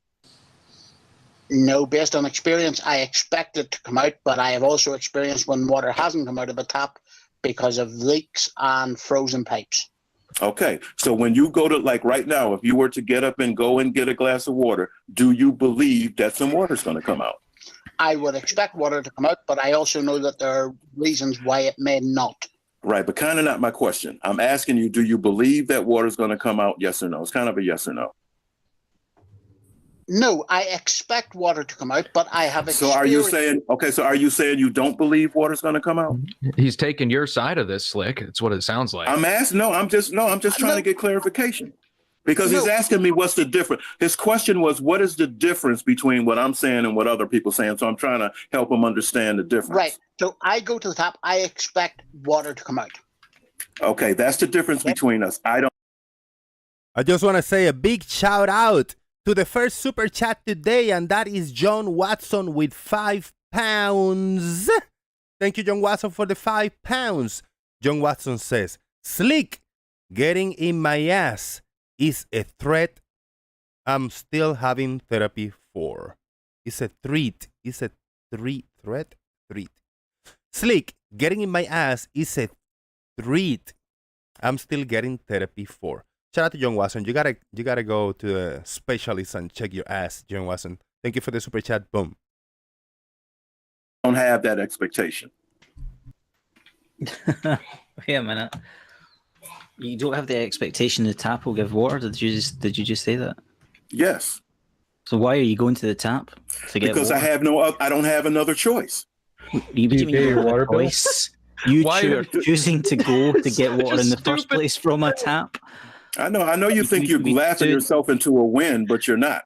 It's not really a win. Here, let me explain why. Why don't you go to the couch cushion? Let me explain myself. The reason why I don't have an expectation of water to come out the tap, because that expectation is not going to help me. Either water's going to come out that tap or not. All the expectation in the world is not going to help water be in that tap. So what is the point of having that expectation? Thank you very much. The very fact that you get up and grab a glass and head to the tap means you have an expectation you're going to be able to get water in that glass. It's that simple. Well, no, I want to have the glass just in case some water does come out the tap. I can catch it. Do you think it's a 50-50 proposition each time?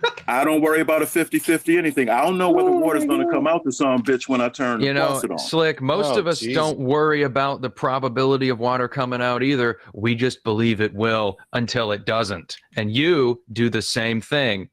No, I don't. Don't stop telling me what I do. Yes, You don't speak for me. You don't speak for me. I don't. In front of the sink for hours. That's that blue pill shit. Nobody speaks for me. I done told you that. I was very clear. I speak for Clutching a me. glass of You water. speak for you. I don't know what's going to happen. And oh yeah, super chats start rolling because right now we have another super chat, and this one is by Truth Nerds with 1.99 euros. $1.99. If there are dollars, how can they be euros? I'm so confused.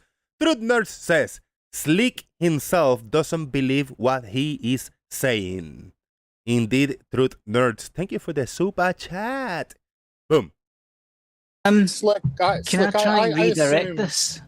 Well, sorry, let me ask real Well, I don't understand why Slick believes that he's ever going to change our minds.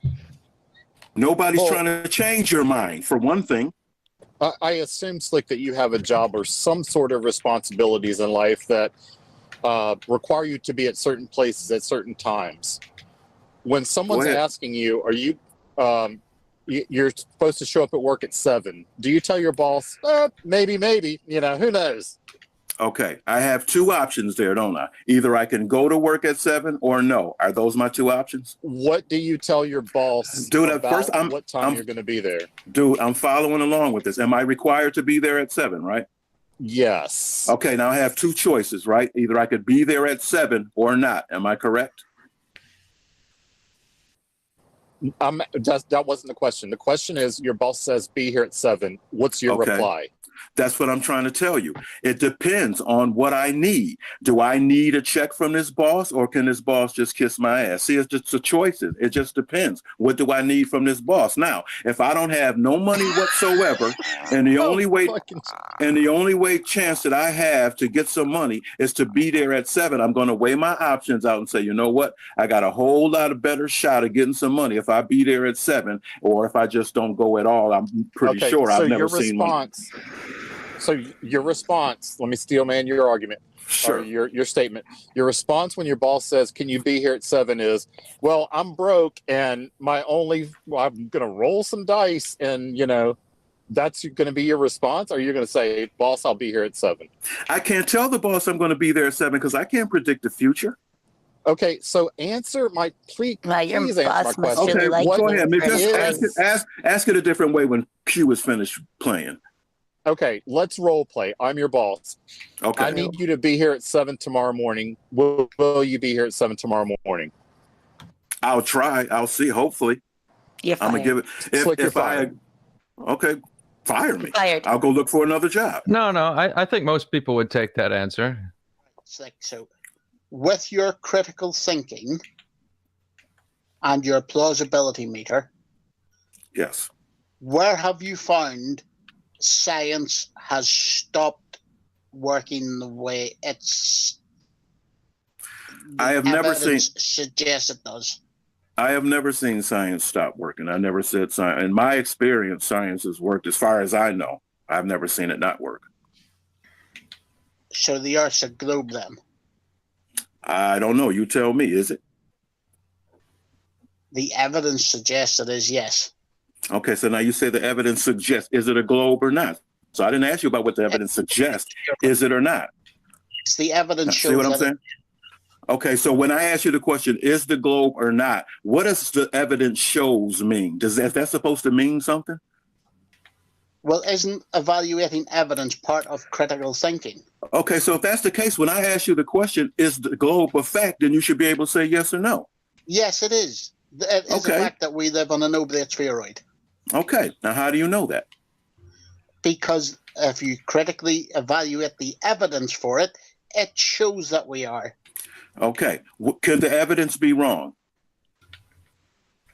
It's always possible. Okay, so if it's all... Let me finish. My fault, take it easy, my fault. But there is no evidence for a flat Earth apart from it looks flat. Okay, why are you pulling a bait and switch on me? We were just talking about the globe. Now no, I am asking from a point of view of you don't. I will make this very clear now. Sure. You do not state that we live on a flat Earth. You say we do not know. Am I correct? Well, I don't know. What about we? I know what I know, and I have an experience. I've never seen the whole Earth, so I can't tell you what it is. Right. So I am asking you, from the evidence that you have critically evaluated, what is it that makes you believe that there is a possibility that the Earth is flat? I've never said anything about any such possibility. What the hell are you talking about? So it's not possible that the Earth is flat. I never said that. What I'm saying is my experience is a flat, motionless experience. That's how the Earth presents itself to me. And you've looked at no other evidence apart from that. Well, that's evidence I can count on 100% fact. So I like facts. I only like facts. If you don't have a fact, but you can't apply that to the sink. Well, no, unlike the sink, he's just not drawing any conclusions about it. Well, why are you trying to compare this to the sink? Why are you trying to make this a sink analogy? That doesn't. What the hell are you doing? Use the sink analogy, and you use this analogy, so they're comparable. Right, okay, because we're talking largely. And they're both about your belief system, so they're right. Exactly. I don't have a belief system. Oh, I done told you. Now stop saying that. That pisses me off. You believe that you don't have a belief system. If you don't like, I said I don't. Damn it. If you don't like the word belief, then maybe we'll just use the word epistemology. You probably don't believe you don't smell like. Do you believe that you don't smell like tuna? Oh, expired tuna? Do you believe that? I believe you're a lunch lady. And you were talking about ad homs. Right, because I told you stop playing with me. I'm not no kid. Go find some kids to play with. If I keep talking, he'll call me a crackhead hoe. I think he called you messing with the lunch ladies. He would not give you the sweet. Well, if Jose lets you listen to that hang up from the other day, you'll hear him call me a lot of things. Every name I could think of. Yep. It was bad. It was really bad. I'm trying to think of some more that I may have left out. And that helps you understand why I don't like him, right? Who cares what you don't like? I would put that out there, Jose. So who cares what you don't believe in? Slick is. Show respect and you get respect back. That's all. That's how it works. Q dished it out on that show, so it wasn't like she wasn't dishing it out too. No, I didn't start with him. He started with me. True, but you were dishing it out. Well, I'm not going to just sit here and let the men talk. I just started picking on you out the clear blue sky. Sure, I did.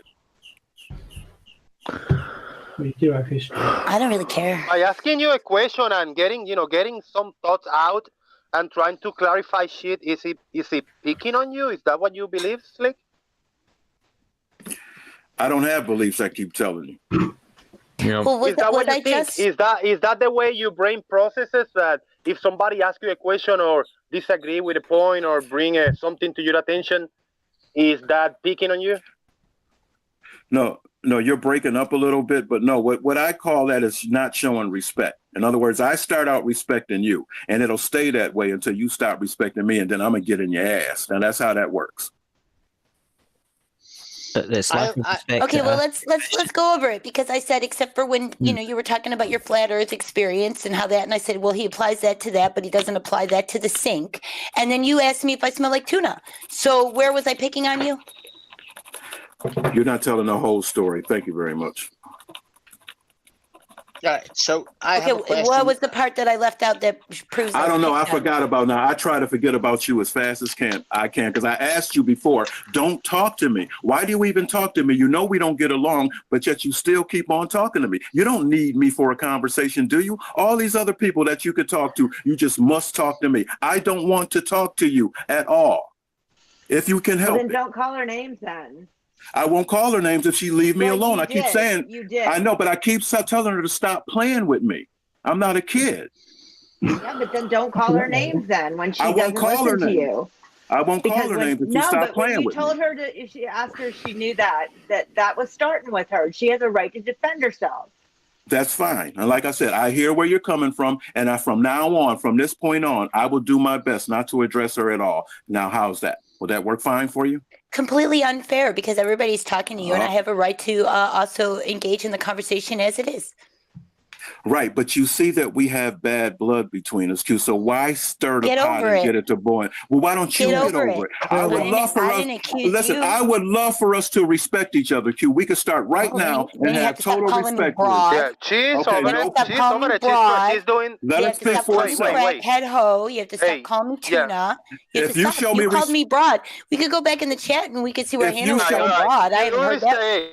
Yo, if you show me respect, I'll show you respect. Yo. You don't show me respect, Slick.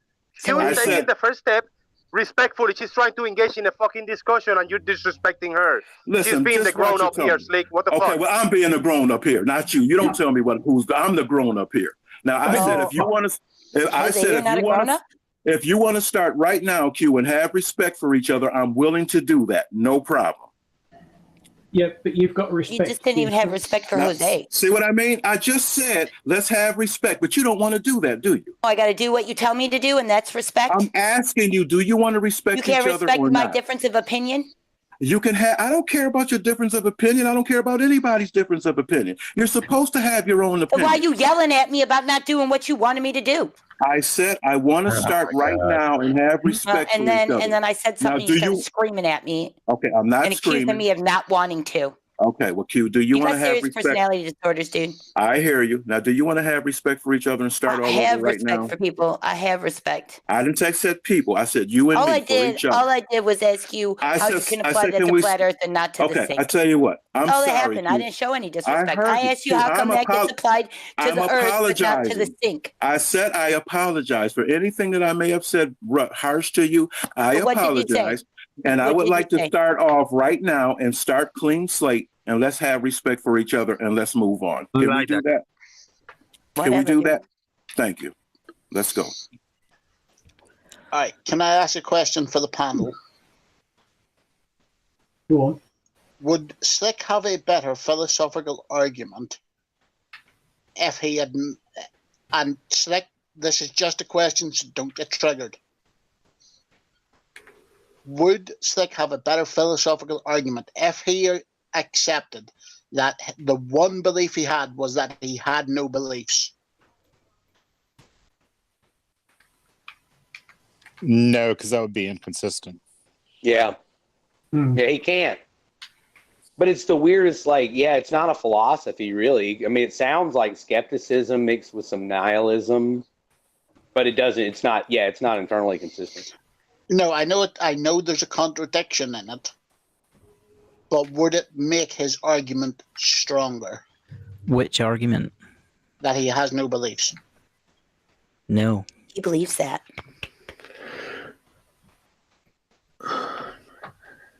See, that's what you call double speak, Bacon. See, that's what a lot of people do. I don't double speak. I don't have beliefs. I'm not going to sit up there and tell you in the same statement, I do and I don't, all at the same time. I don't double speak. You did. I don't have beliefs. But you did, because you said one thing about the Earth and another thing about a sink. So you did double speak. No, I didn't. You just misunderstood. I'm gonna. You notice how he never did anything. We just always misunderstood. Well, in this case, you misunderstood. Is that a pattern? Is it possible? Maybe every time he says that to one of us, he says, "No, I didn't. You just misunderstood." Whoever he says that to, write it in the chat, and we'll see how many times he says that. I'm asking you, is it possible? That's not an argument. I'm asking you a question. Is it possible that you misunderstood what I said? You didn't ask me a question. I'm asking you now. Is it possible that you misunderstood? But you yes, I just asked. Okay, well, I'm asking you now. Is it possible that you misunderstood about what I said about the Earth? That you using your comparison of that to the sink, is it possible that you're the one that is misunderstanding?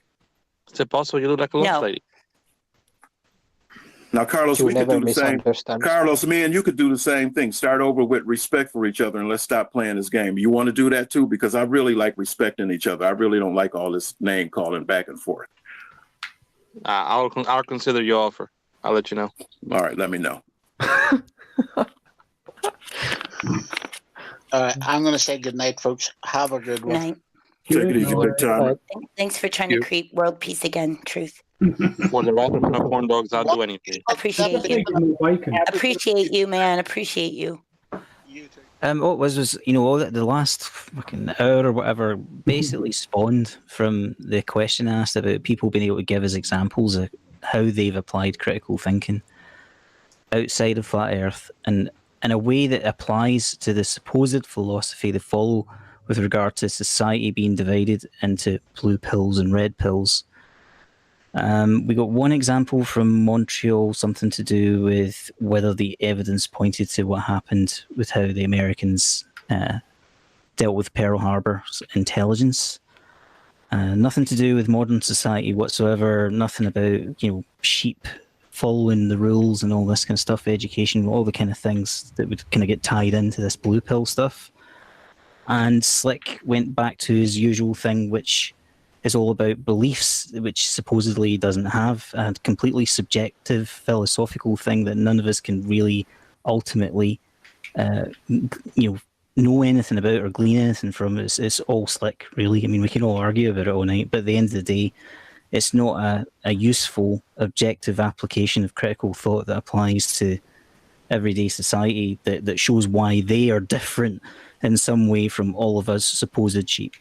So I don't think we really achieved what I was asking for there at all. So I have to go, but I don't know how the conversation's going to go, but it would be nice if anybody actually tried to get that kind of response. And if not, fuck it. But I'm just saying, just putting it out there, for people that talk about it every day, I didn't really see any good examples of what this philosophy that they claim to follow. I can't stand when people always want to drop a bomb before they leave. Why don't you just leave?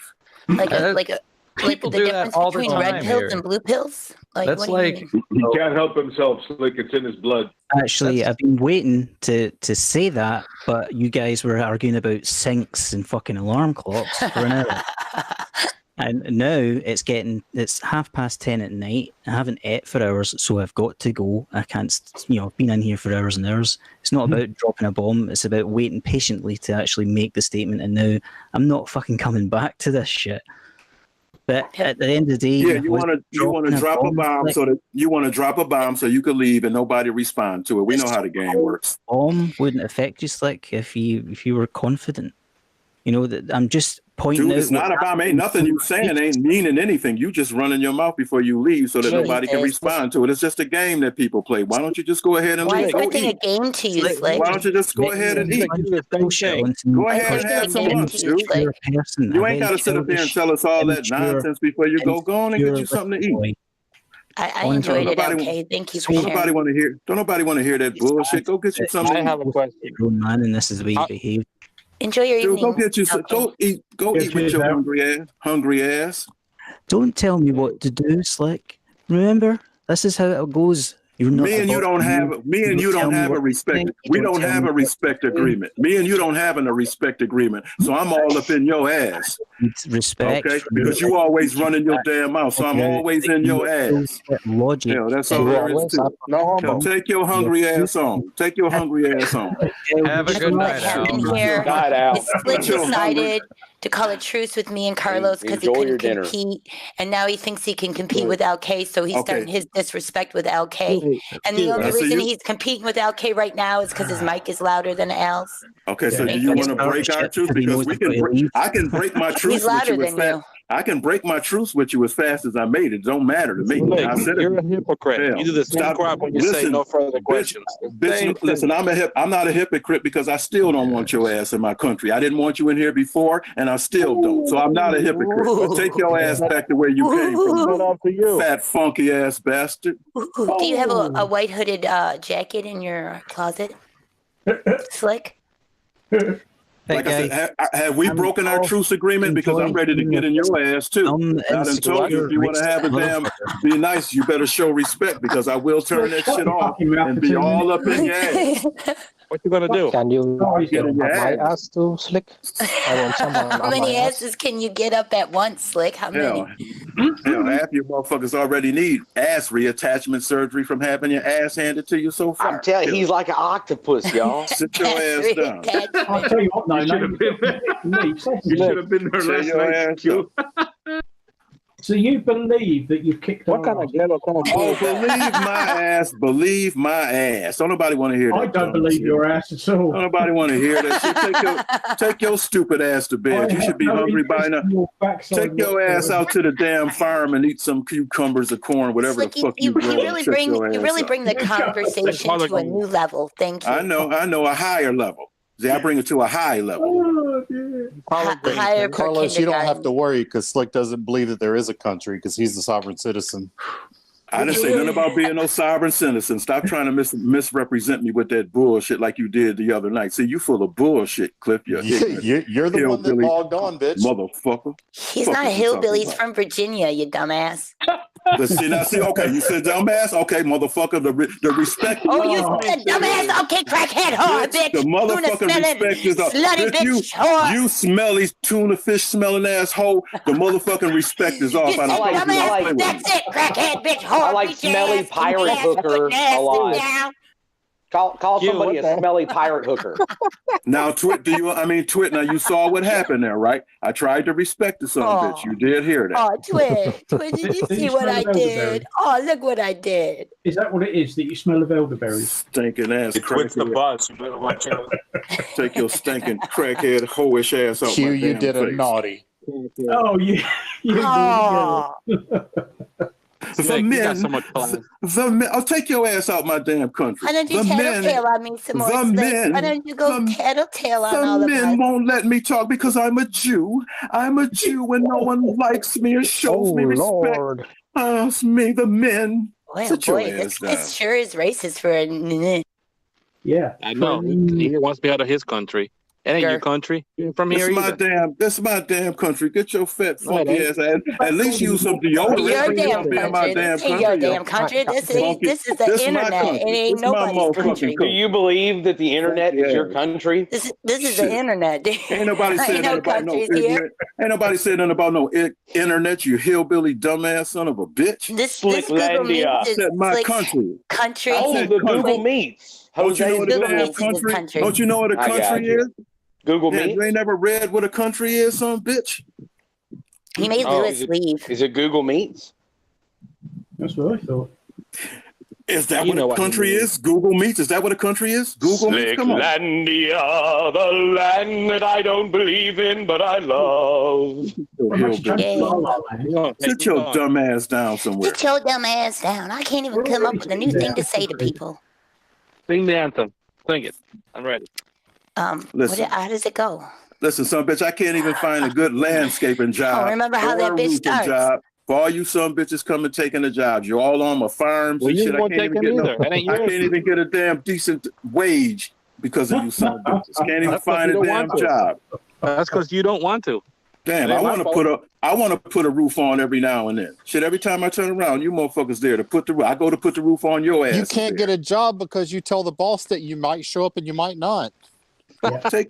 That's what it is. Take your not knowing what the law is and get your ass out. You don't even understand law and you're trying to do a damn show on law. Sit down. Stupid son bitch, you and Bob with y'all dumb ass trying to do a show on law and don't have a damn clue about what the law is.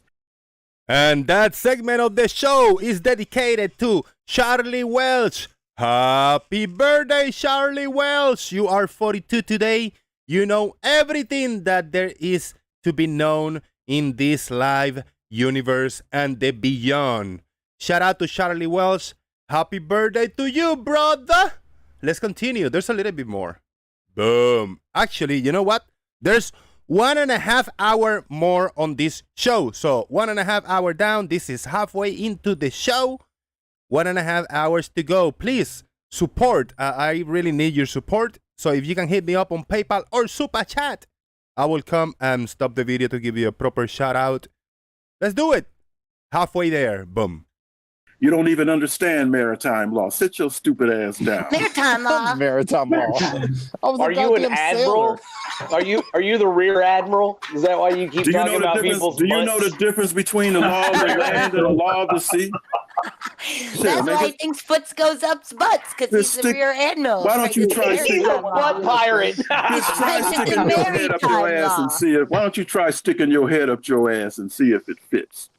Because your foot is in the way. He decided to get rid of the foot because so now we're changing it to head. Ooh. You broke that foot off in there so deep I can't fit my head in there, Slick. Slick, let me ask you a maritime law question if I could. He upgraded. It was an upgrade, guys. Slick, can I ask you a maritime law question?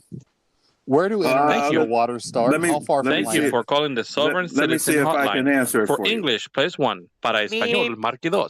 No, most of my, because this is all a story. Most of the story I understand is that there's a difference between the law of the land and the law of the sea. How far from land does international waters? Listen, I didn't get a motherfucking tape measure and measure that motherfucker. 12 nautical miles. Shit. What the fuck? What the fuck? Now, the Constitution is the law of the land. The law that we live under, according to the story, is maritime law. That's the law of the sea.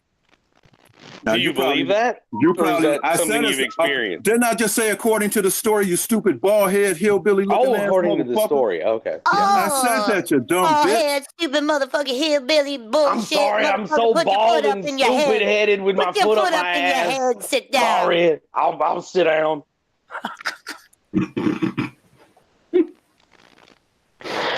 Go read a book, Slick. Start with Alexander, dumbass. The books don't have enough. Sit down and shove your foot, motherfucker, and your goddamn dumb ass words in it. Farmers, this does not represent our country. I'm sorry. Well, bitch, why don't you take your ass back to your country where you do represent it and get the fuck out of mine? Look, we're going to take you back to your country. It better here with Donald Trump. Because you can. You like it better here because you can come here and take all the jobs. That's why you like it better here. You and your roof installing ass son of a bitches. Hell, Damn, I can't even get a fucking roof installing job because of you son of bitches. That's not why, Slick. Man, take your fat, funky ass out of my damn face. You don't know when you're going to be at work. Don't none of you motherfuckers bathe. You don't use Yeah, that's been pointed out. And this chick don't use douche. She don't use douche. She needs some douche, whatever the fuck you spray on your ass to make it stop smell like tuna. You need to get some of that, and you need to get some deodorant for your fat ass. Are you proud of yourself right now, Slick? Is this a proud moment for you? Proud this. This is a proud moment for you. Proud my foot up in your ass. Proud that. I think it's a defining moment. Definitely a defining moment. It's when you put your foot in someone's ass, do you use foot powder after? He used cocoa butter, man. There's a lot of bacteria in there. You might want to use some foot powder, some spray. You can't get any spray right now. I wouldn't recommend. Wow, y'all really sharp. Cocoa butter. And that right, Slick. Y'all really good with the ribs. Oh, yeah. You got to get that foot way up in there. So does anybody have anything intelligent to talk about, or just what's one of those? Yeah, just not with you. I want to talk about my nationality. And, I know. Plantesimals. How about plantesimals? Let's talk about those. Wait, no, because I have a question about Carlos's nationality. Montreal probably lives in Canada, but you don't talk to him that way, do you? Montreal is a man of respect. He respects me, and I respect him, and we don't have a problem. Like we can have. So he can stay in your country. He's not taking your job. We can have differences of an opinion, but we respect each other because that's how it's supposed to be. What about Jose? Is Jose taking your jobs? I don't know, Jose. Do you install roofs every time I go to install a roof? You want a roof? He might. If somebody gave him a job installing a roof and said, "Could you be here at 7 a.m.?" He'd probably be like, "Yes, sir, boss, sir." Shit. Why don't you ask Jose? What are you asking me for? Well, y'all can also I'm just landscape. trying to figure out how your racism works. Y'all can landscape too, right? Don't y'all do landscaping and farm work? That's it, right? That's right. He could be a nanny too. He could be nanny. What do? Use that Spectrum truck to get to the top of the roof? It's funny. The hilarious thing is that I'm white. So you can go down the chimneys. I'm white, and I'm literally putting a roof over a carport right now. Oh, you're taking his job. You're taking this. Well, you can't get no job. Well, you can't get no job for the rednecks. Ain't gonna let you take their job. Oh, hey, they don't play that shit. He's not a redneck, dude. He lives in Virginia. Yeah, that's East Coast. I'm an engineer. I get paid just fine. Thank you very much. Schrodingers, I got a tip for you if you're doing that roofing. The louder the music is, the faster you're going to work. Oh, yeah. Well, listening to you guys, it's going to take forever. Shay. So I don't want to hear about I don't want to hear nothing else about Slick don't respect nobody, Jose. The next time you come in my face with that, me and you gonna have it out. You don't respect anyone, mate. Slick don't respect alarm clocks. No, Slick thinks that he's just. Hey, Slick offered you up an olive branch, and you guys spat at him. Bad boys. You can't blame him anymore. We spat at him, really, Montreal? Really? I did, Montreal. I wouldn't waste my spit on that. Both of you did. He was nice to you, y'all. Oh, he's so nice. Screaming at everybody about shit. Telling them to put their foots in their butts. Really nice.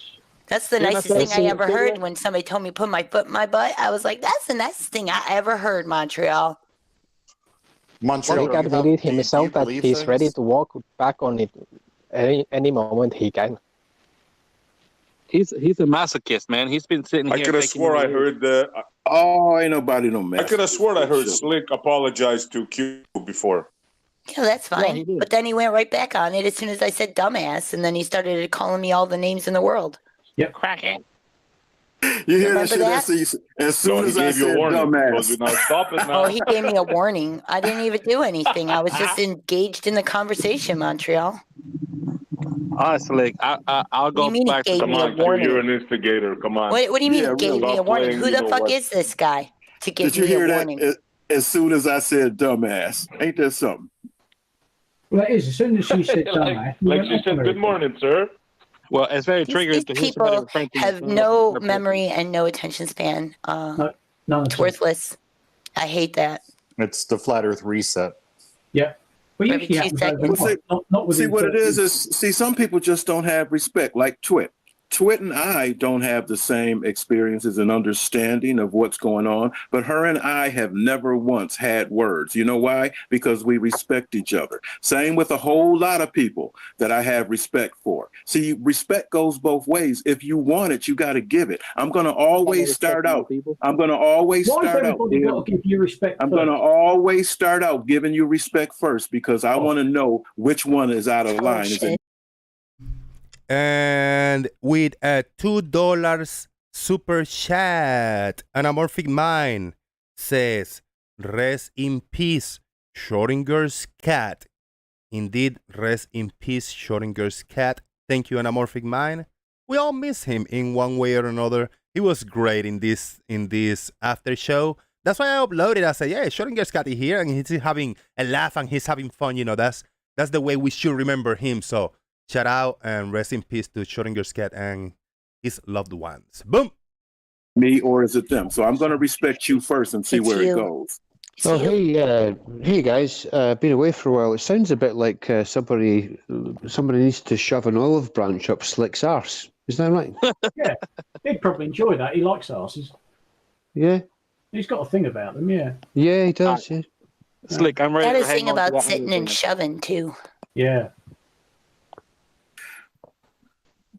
Oh, yeah. Oh, Slick, do you have anything intelligent to talk about? Is this the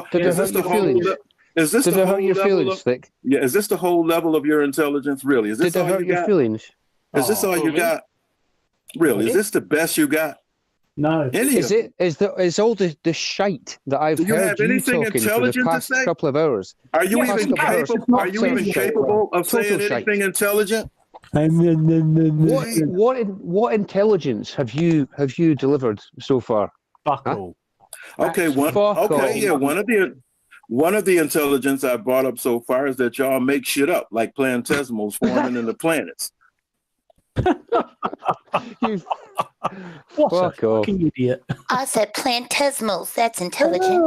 Oh, have a gold star. You said a big word. Okay, see, there you go. You asked me a question. I gave you an answer. You can't back it up. Sit your stupid ass down and shut the fuck up. Fuck off. Yeah, of course. Fuck off. I'm still none the wiser. Like, if you, as you like to say, planetesimals made up. You still ain't none the wiser because you dumb as hell. That ain't my problem. Really? Really? Shit, it really is. If you still dumb, you still dumb. Oh, that's really not his problem. His problem is that he's dumb. Yeah. Yeah. He's projecting. But why didn't you give him an answer? He gave you an intelligent thing. What are you supposed to answer? You made a statement. What do you want me to say? Why ridicule? Because it made no sense. really? What do you want me to say about it? Did you make sense of it? Do you know what the fuck he just said, Montreal? You want to translate for us all? Oh yeah, that'd be good. Yeah, you speak slick. Decimals. How did the Earth form? That's what we were talking about. You weren't around yesterday, No, Q. he said we make shit up. That's what he said. How you guys all make shit up, like planetesimals. Yeah, like the theory of Earth from planetesimals. Q, listen up. It's planetary. What do we make? We made that up. It's not planetesimals. Yeah, that's a made-up story. Yeah.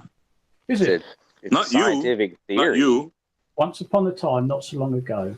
No, it's not a theory. No. There were two idiots on the internet. Oh, it's not a theory? Not a theory? Do they fall into a rabbit hole, farmers? Not in the scientific sense. Yeah. How do you know that? Wait. Is it not in the scientific sense that, like, by our rules or by, like, QE's rules of science? No, you know what a theory is, right? I do. You know what a theory is? I'm asking from a QE standpoint. I'm asking you. I do know what it is. It's a scientific theory. A scientific theory is a mathematical model supported by a body of evidence, supported by observations, measurements, predictable, testable, repeatable, measurable things. Yes, that's what a scientific. Right. How many times did you test the theory that the Earth formed from planetesimals? Millions of times. Sure. So you can run those simulations in a computer. Do you see your hypocrisy here, No Name? I'm sorry? No hypocrisy so far. I didn't see What it. would be the hypocrisy? Well, he What did would ask be how the you did hypocrisy? it, not how he could do it. He did ask how you did it. Oh, me specifically? Yeah. Oh, I was saying in the plural you, as in like you could run like a simulation and, input the observations that we have now. We did this and I get that. Yeah. You can do things like that in like astronomy courses. So hang on a minute. Asking how you did it. Does Montreal actually want I didn't personally to go out and help form a planetesimal? And by the way, like, it's not a perfect theory. It's a pretty good one. It's got a lot of evidence behind it, but it doesn't by any stretch of the imagination mean that that's like. It's not a theory. It's a hypothesis. A hypothesis is a single. No, buddy. A hypothesis is a single cause and effect relationship. Okay, this is a theory. It's made up of bunches of hypotheses and experiments. Incorrect. A theory That's what a theory is made up of. Incorrect. Anyways, let's not. You don't form a theory based on one test. You don't run a test and go, well, that worked. Decimals form the Earth. Well, this was the question on the table. Now, this is what we were talking about yesterday, and that's what Slick brought up. I'm bringing clarity to it. No, you're not. Let's just stay on definitions, Montreal. What is a scientific theory? Your turn. Go for it. Go. We're not talking about scientific theories. We are talking about your fantasy La La Land story about planetesimals forming the Earth. You're on the spot. Montreal. What is a scientific theory? Go. Tell us all. I'm not talking about a scientific theory. Yes, we were talking are. about. I explained to you that what you think of a theory of the Earth planetesimal is not a theory, and I explained to you it's a hypothesis. Shut your mouth, and I'll explain it to you. Well, go for it. In order for you to have a theory, you have to first do a test. Mm-hmm. Do you understand now, Jon Watson? I do understand. I'm just wondering if you understand. So shut your mouth and let us proceed with the conversation. How? No. I think we should stop right here. Form the Earth. Go, that's Jon. That's not a definition of scientific theory. SE Montreal. You don't know. It's okay to say I don't know. Go, Jon Watson. I'm waiting for you. No, if you just don't know, just say you don't know. Scientific proof how planetesimals form the Earth. Don't try to trick me. Don't try to double speak. That's not the conversation that we're having. We're talking about the theory. Yesterday, and he handed all of you your asses. All I'm asking you, Montreal. I feel like this routine that SE is using is borrowed. Yeah, it seems very borrowed. It's all me. Be nice to me, I'm nice to you. Mess with me, I'll mess with you. So it works. So you put someone else on the spot, Montreal, and demand that they give you a definition of a scientific theory. Oh, and when I ask you, you just dance around and you won't. I gave it to you. No, you I didn't. gave it to you. You this absolutely did not. This is not what we're talking about. It is this now. is not what we're talking about. If you answer my question, we can take the scientific theory apart later if you want. You're trying to answer your question. When you guys are cornered, this is what you do. No, you're projecting. You cornered. You don't see the beautiful woman. You're you projecting. You're projecting. You're looking at the teeth right now. See, I'm about to hand you your ass I'd much now, rather look at the and you're not beautiful accepting it. See, you really mix a lot of metaphors. Me too. You have your camera on? Because you're children. You don't understand. No. Tonight's show is very anal. Explain to us. Not to me. Explain to Slick. This is all about Slick yesterday handing you all your asses. Explain to us how you can form it with planetesimals using the theory of gravity or whatever the hell you want. Go. I want to see the woman. Schrodingers, could you explain the theory to me? We'll go to the strip bar later, Carlo. Now we're going to talk about this. And I am admittedly a little picky about it. What's up? Hey, Twit Wit was saying something. What the hell? I mean, interruption. I couldn't hear you, Twit Wit. I couldn't hear. I apologize. Yeah, I just wanted to know if you could maybe explain that theory to me because I haven't heard it. Which one are we talking about? The plant something theory.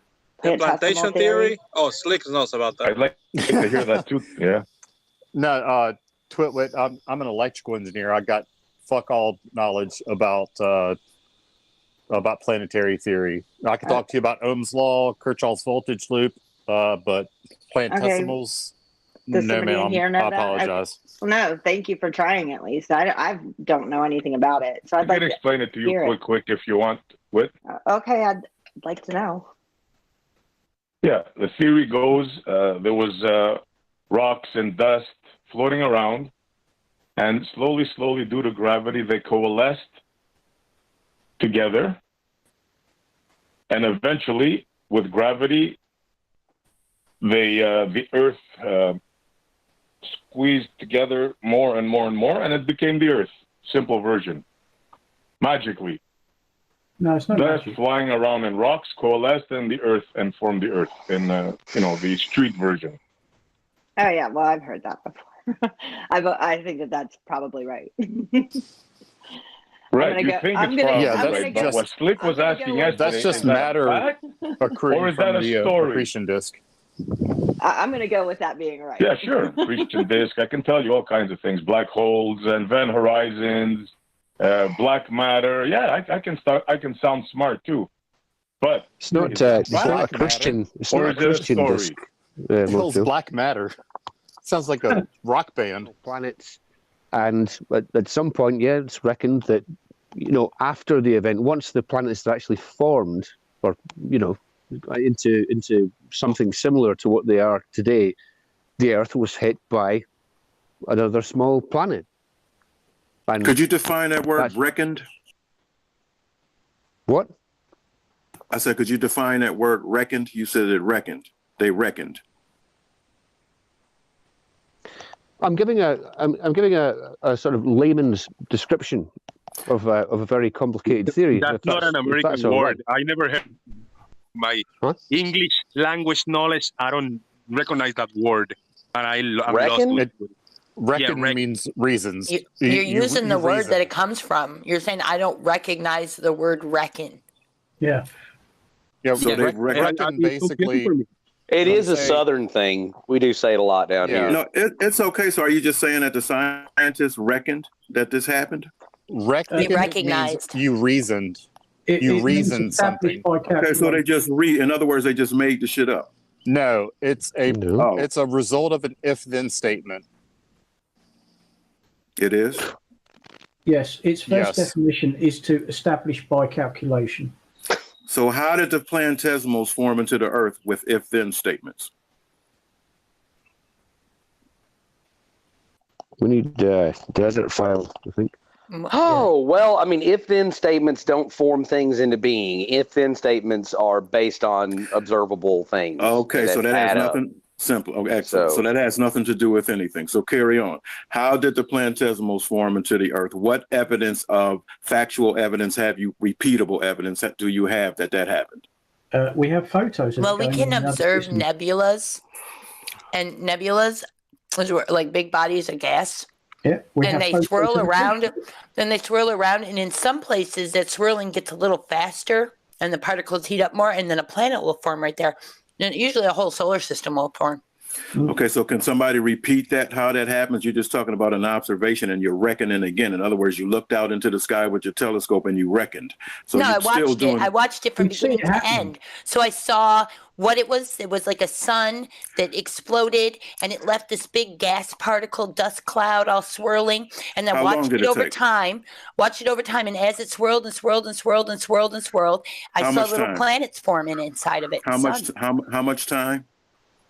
I don't know, maybe 100 years. Okay, so you watched this for 100 years?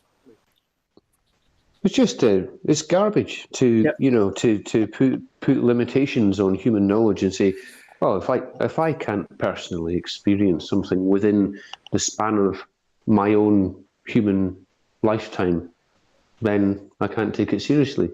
So you can just make shit up. So in other words, you can just make shit up.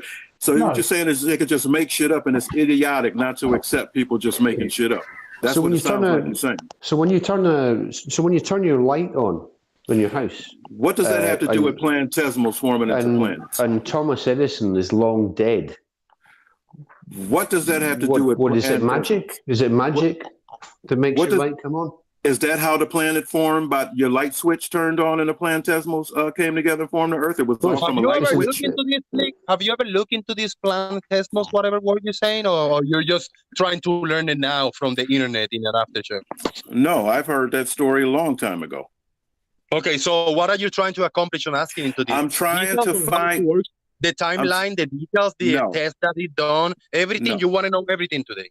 No, what I want to know, is this just a story that they made up, or is this a fact that they know how it happened? It's a scientific theory with a lot of papers, a lot of documents. A long time it will take to learn the whole things and explain it to a dumbass, like fucking asshole like you that don't understand shit. Oh, man, are you triggered, Jose?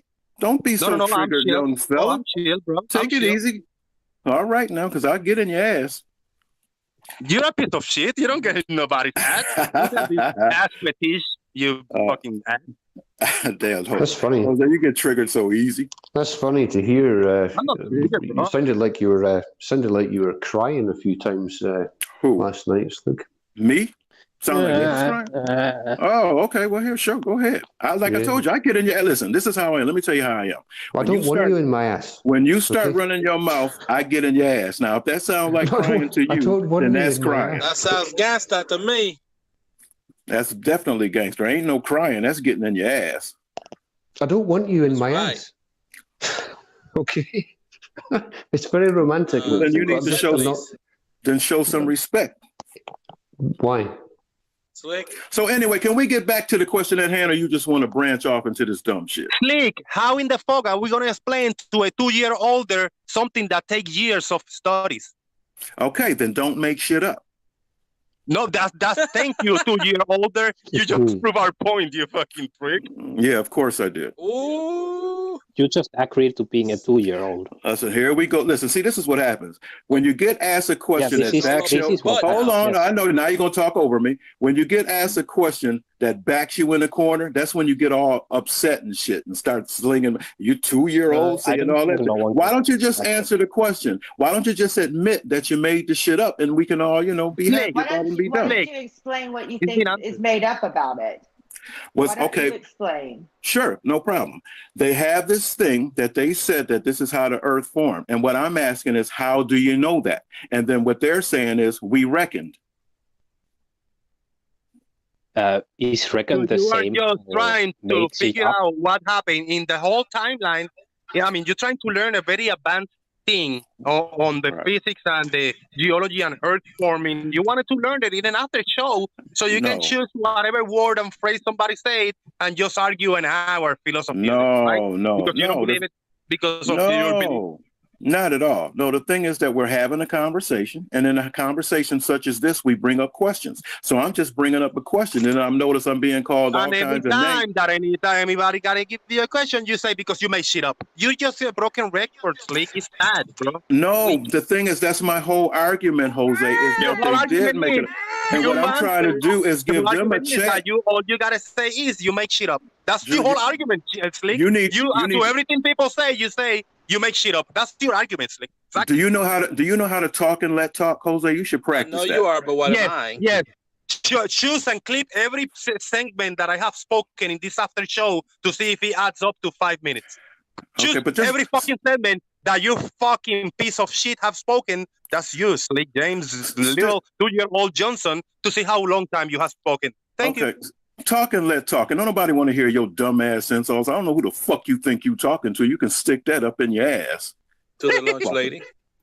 Fuck is you talking about? Well, I think Q said she has experience in watching these things happen. Well, not the whole time, of course, but she has. And then other people have contributed their time watching, and then the next person picks it up, and the next person picks it up from there. So this is a body of study that's been going on for a long time. Okay, no problem. So the follow-up question would be, well, how long does it take for planetesimals to form into the Earth? Let's establish a timeline. How many years would it have taken for that to happen? It depends. Like inside a nebula, I'm talking about the Earth. I'm only interested in the Earth.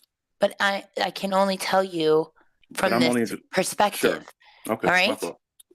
So it depends. In a nebula, you'll have certain objects or bodies that'll form quicker than others, and they'll be fully formed within the gas, and other ones will be forming after. So, like, not everything necessarily happens at the same rate in a nebula. Okay. So how long do they reckon that it took for the Earth to form?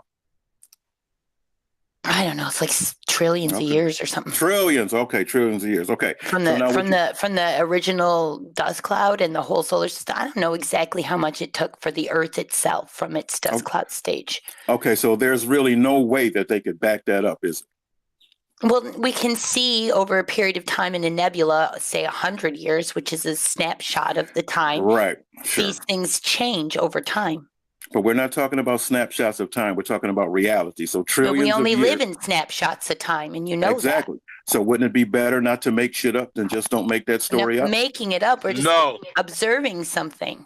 We're watching a gas cloud coalesce into objects, into what are they called? Celestial objects. So you're saying that you're watching that and then you're taking that over and transferring it to, that's how the Earth formed? You're just taking the information and transferring it over? Is that what's happening? It's happening all over the universe. I know, but are you taking that information? Are you taking that? It's like the same way anything grows on Earth. If I put a seed in the ground and it's a tomato seed, I'm going to get a tomato plant, dude. Okay, so you're comparing growing tomatoes to how the Earth formed? Yeah, because the universe is like the nebula. The nebula is a lot like a garden for planets. It's a little, Yeah, it is. So understanding how planetesimals formed into planets is easy as growing tomatoes. Gotcha. Slick, have you ever heard of the Orion Nebula, Slick? I'm not interested in nebula. I'm interested in how the Earth formed from planetesimals. I ain't talking nothing about no damn nebula. Ever heard of the Orion Nebula, Slick? Okay, so tell me what happened. How did the planetesimals come together and form into the Earth? Have you ever heard of the Orion Nebula? I told you, I'm not talking about that right now. Sure, go ahead. Answer the question. Knock yourself out. I said, but I'm not interested in that right now, but knock yourself out. The Orion Nebula is one of the most studied areas of the night sky. It is quite literally where stars form, where solar systems are actually made. It's been observed for years. Well, how long does it take? What do you mean, how long does it take? In other words, how long does it take for these things? Give me some timelines. Why are you so hung up on this? Like, John, please, can you explain everything? Or you are advanced level of education, what you have learned in many years of your life? Can you explain it to Slick in like maybe 30 seconds of less? Thank you. So we can understand. It takes longer than a New York minute. How about that? No. I mean, that's the problem. I mean, can you explain it at all? Listen, if we were sitting here for 2 weeks, could you explain it? It's like that's the problem. You have such a stunted level of education that you have to be educated in order to have a proper argument with you. Okay, so is that the problem? I'm not educated about planetesimals forming in the planet. Yes, it is. Okay, so then tell me all about. Educate me. No. Give me the. Okay, well then let it go. Okay, well let it go. What did you talk about? We don't have enough time. Maybe if we got 3 years, 3 or 4 hours after shows, but every single day, no miss one day, 3 or 4 hours, and you sit down to listen to it and then try to understand and ask the right questions. Maybe you'll be able to understand, but I don't think today is going to be the day that you're going to be given a piece of information, because all you are going to answer back or ask for clarification, or your line is going to be, so you make shit up and up your ass. Okay, so let's just drop. How about let's just drop that whole conversation up? If you want to talk to somebody else about it, you can, but I don't want to talk about it anymore. Slick, you can go to Khan Academy. Didn't I just say I don't want to talk about it anymore? You can talk to somebody else about it. Okay. So just don't say Slick. Everybody listening, if anybody wants to learn about this, they can go to Khan Academy, Vsauce, Dr. Becky. There's plenty of resources on YouTube, because we know flat earthers love YouTube University. Let me read. I can read right from Wikipedia exactly what it tells you about nebulas. Nebulas are star nurseries where stars are formed, where gases supposedly coalesce and form stars due to gravitational attraction. I see, Montreal, do you think I'm being a little fair with my comments, my point of view? When a person is so stubborn to repeat a lot, so you're making shit up with every piece of information. I mean, you can switch it around and maybe ask some other pertinent questions or something. You can be stubborn and you can maybe repeat the same argument tomorrow. But when somebody's trying to, give you a little information about something that you are unaware of or you are uneducated in, I think it's fair for me to jump in and say, what in the fuck? Have you done any research? Do you know a little bit of, oh yeah, I know. I heard stories. And no information is, the person got no idea what they're talking about, but they want to be taught a very advanced level of science in a few minutes. It's not going to happen. I see how you're looking at it, Jose, but see, this is a little advanced, but in a sense, it's really not.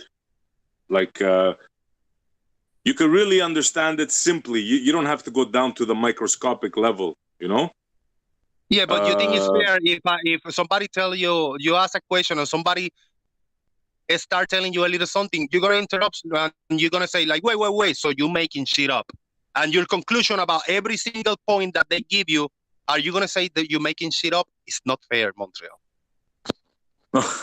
I see how you're looking at it. When somebody tell you it's not making shit up, it's a long time of education. Generation after generation and looking shit up and looking looking at shit up, doing test experiments and bringing a lot of minds together for some ass to come in and telling me, so you're making shit up. What the fuck am I gotta talk to you about? Why are you interested in if you're close-minded and don't want to listen to the explanations? Well, he is using provocative language, that's for sure. He's doing that on purpose. There's you can't look at it any other way. It's provocative language that he's trolling you with. But the point I think that he's trying to make, I'm not sure, but it's not really about the facts that we have, the way that we know things. This is even this theory. It's that we have to rely on somebody else's study of that to come up with that theory. And do you understand? That's where he's looking at it, I think. I think there's a miscommunication. Well, wait a minute. But wait a minute. Let me get this out before I forget, please, Q. I think Slick is saying one thing, and I think Jose is hearing another thing. Mm-hmm. That's what I think the problem is here. There's a miscommunication over here. But it's because Slick is using provocative language when he's saying you make shit up. That's not what's happening. That's not what's happening. In a sense, and he knows that's not what's happening. Yeah, but okay, that's the way Slick talks, But in a sense, it is making shit up, because look, when somebody tells you the planetesimal story, right? when somebody tells you, okay, we know the theory, it's supposed to coalesce together, and somebody tells you, is that a fact or is that making shit up? Okay, maybe Slick is overstating it a little bit, but truly it is. Which one is it? Is it a fact? I just told you. I just told you that, and you just said no. He is using a provocative word to incite a reaction. At that point, yeah. Listen, okay, maybe when he is. Somebody's maybe, telling me a scientific theory, like these guys did when I asked about this theory. They didn't tell me that this theory is a fact, 100% true. That's how the Earth got here. What they were telling me about was the facts that people put together forming this theory. They didn't say all these facts that have coalesced to make this theory up. But there are no facts, Wit. That's what you're not getting. Okay, can I just interject with there are no facts in this. and right now? Can I just interject with some facts right now? Please. I'm going to present while I do it, all right? So that we can see it all together. All right, here we go. This is about the Orion Nebula specifically, okay? And here you'll see that it says that the Orion Nebula, it tells you where it is, and it says it is the brightest nebula and the most visible to the naked eye. It is also the most, it's the most scrutinized and photographed objects in the night sky. So this thing can be seen by anybody, photographed by anybody, scrutinized by anybody. Because it is the brightest and most visible thing in the night sky, naked eye. See this? Okay. So here's your question where you want to know about how long do these things take. And you don't need a scientist. You can sit outside in your backyard your whole life and watch this happen before your eyes, okay? So it says here, whether due to collisions of spiral arm or through the shock wave emitted with a supernova, the atoms participated into heavier molecules and result in a molecular cloud. The procedures, fuck these words. The formation of stars within the cloud, usually thought to be within a period of 10 to 30 million years as regions pass, right? And then it'll say right here, the disk concentrates at the core from a star, which may be surrounded by a planetary disk, right? This is the current stage of evolution of a nebula, with additional stars still forming and collapsing inside the macular cloud. Wait, I feel like there's a word missing there, or I'm just reading too fast.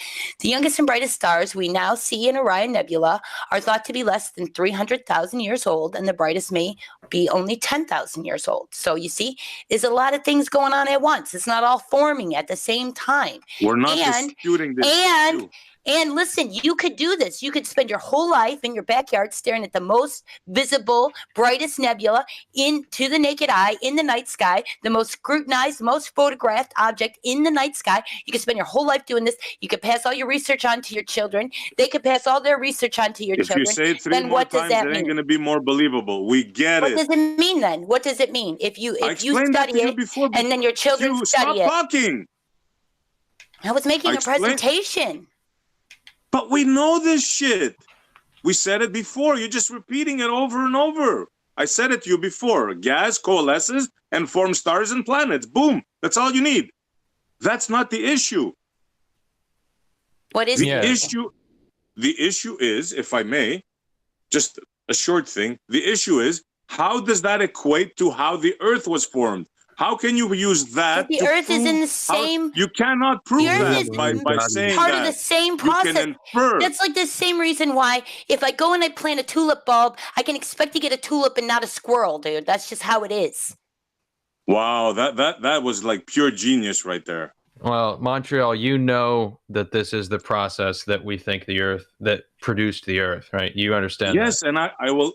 Yes, right. Yeah, you just don't. You just don't believe it. Theory. You just don't believe it. It's not that I don't believe it. You're missing. No, yeah, it is. That's the entire point. No, it is. Slick's point is this: is it a fact that happened like that, or are you just making a story up? Using your best evidence. Well, why would Earth be the only thing in the universe that isn't formed this way? Sorry, Lewis. You're assuming everything forms this way. No. It's not an assumption, dude. Yeah, it's a scientific theory. They put all the data together of all the facts that they know, like this one, that you were presented with just a little bit of knowledge. They put 1,000 of these things together and they come up with the theory. They say, if we add this to this to this, we're gonna, this is the theory that we think it makes sense. It might have happened like this because all the dots are connected very perfectly. So that's a scientific theory. Nobody made shit up. Nobody pulled it off their asses. All the details, all the data is there. They collect the data and then they put it together for you understanding, Montreal. Now, it's up to you to do what you're doing now, deny it because you say you're making shit up, or you say, all right, yeah, that's a really good theory and it explains how Earth was formed. It's your choice. Correct. And I say, I don't believe it. It's my choice. You're absolutely right, Jose. I don't believe it. It may have happened that way. That doesn't make it wrong. So what makes you then continue questioning it? Because your conclusion is, I don't believe it. Why do you insist in asking this point when you are not going to believe it? No, I didn't ask. You asked me. I didn't ask you anything. No, we were accused of making it up. You asked me why. I think it's what not. I believe, it's not really and I explained fair. to you what I believe. It's not really fair to say that it's just made up if it's based on observations of the sky and other things in the world for a long time. So, I mean, Listen you could to say what you're saying. listen to me for just a moment. Like, there's nothing complicated about your position. You just are saying that it's made up, and therefore it's just as valid as anything else that I decide to make up. I don't believe what you're saying. Your shit's made up. This stuff over here that I do believe, this is listen, let me finish, all right? If you disagree with the position, that's fine. You can do that later. You're just saying it's just a story so that you can replace it with your own story and feel justified in doing that. No, incorrect. Oh, okay. This is not what I'm doing. Are you sure? I've been watching and I've been into this stuff for many, many years. I can tell you about quasars, pulsars, all kinds of things. But he couldn't tell us about nebulas. Now let me finish. Think that's true? Why don't you think any of that stuff's true? I'm not telling you. Did I finish speaking? I'm telling you I have the knowledge which you think I don't have, which you think I'm making shit up. That is incorrect. What I'm telling you is... you're making up that the Earth's flat. Me? Yes. Are you one of these? Better when you have any beer? Any beer nearby? No. Are you one of these? Are you one of these people that just says, "Oh no, I don't think the Earth's flat. I just deny everything else"? Dude, obviously you don't know me. I never said the shape of the Earth. I do not know the shape of the Earth. I don't fantasize and say stuff that I don't know. Okay, man. Okay. He just knows it's not round. You know that I nailed you to the cross with planetesimals, and now you went to flat Earth. Is that what you just did now? You think I missed that? Dude, you can exchange it for any of the other things that you actually do believe. You're justifying that belief by saying, well, my story is just as likely to be true as everything else, because after all, everything else is just a story. Okay, this is not correct. I showed to you guys before Q read her thing on the nebula. She was acting smart. I told you exactly what a nebula was. Just Stop make talking, your point. Dude. No, Stop dude. talking. Make your point. You're a young schmuck. You don't. You think you know shit. Wasn't acting. In 30 you were years, going somewhere. You come and talk to me, dude.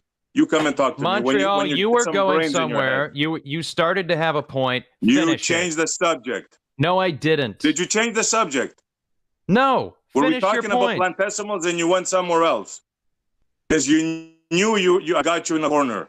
No, this Show is about... me proof that the Earth formed from planetesimals. Totally just derailed Any one of you here. You're so fucking dumb. So that's how he nailed you. You nailed him is by asking for proof. Yeah, that's your gotcha. You challenged me. You said I don't know. That's your gotcha. You read me a story. How the nebula? You think I never read that story before? I think you didn't ever read it, because when we asked you what a nebula, you didn't know what it was. How freaking nebulas work? Really? You didn't know when we asked you. Anyways, you guys keep thinking that you know everything. Well, I read it's not just theory, a story because whatever you want to have call it, bro. You whatever could have observed it. You think it's the first time I heard about this? How many times have I schooled you guys on on black matter, black energy, and how it doesn't work with gravity. 0. And you double talked on open closed systems. 0. You think I was born yesterday? 0. Yeah, that's right. Science, that's what you guys don't like. When we corner you with science. Oh my God. God. That's what I do, and that's what you guys As long don't as you like. feel good. As long as you feel good, Montreal. Black matter's not a thing. I don't feel good. I called bull when I hear it. How come you know that anthem, but not ours, Carlos? But I still love you guys. I don't know why. Carlos, no, I mean, Montreal, I never heard of those, the black matter and black energy. You're right. We never mentioned it. Nobody say nothing about that. We talked about that before, Jose. Come on, man. We never talked about the black matter and black energy. Maybe the dark matter. Maybe dark matter. They're trying to capitalize on a misspeak. They're trying to get you on a misspeak. Because that's all they have, bro. It's not a misspeak if he keeps saying it all over again. Like he keeps repeating it, so it can't be just an honest mistake. Hey, Montreal, you see how they got out of that one? That story is gone now. That was just slip. Moved right past. Go back to under the rug. Listen, narrative crafting. Wrong on this one. Wait, you want to maybe wrap up this point because it's good. Slick say story again. I don't know what he was talking about. Slick say, you see how they got out of that story? I'm not trying to say you. Slick say, you see how they escaped that story? It's not a story, Slick. It's a scientific theory. Thank you.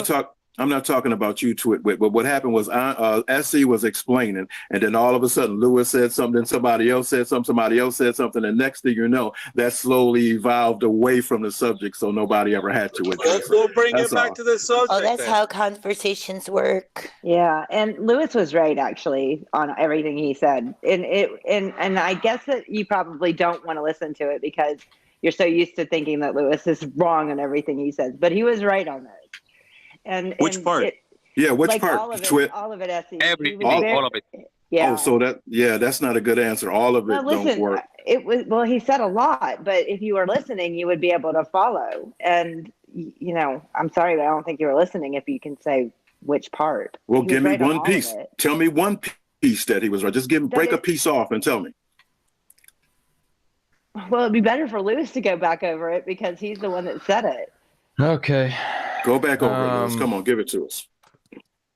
Basically, you're phrasing everything as if you're saying, like what we were talking about, planetary formation. You're saying it's just a story, and you're doing that so that you can justify ignoring it and replacing it with whatever you believe. Because you know that what you believe is just a story, but you don't have beliefs. If everything else is just a story, then it doesn't matter. Then you're now justified in believing it. I said it better before, and it came naturally from the conversation. So you're missing the whole point, man.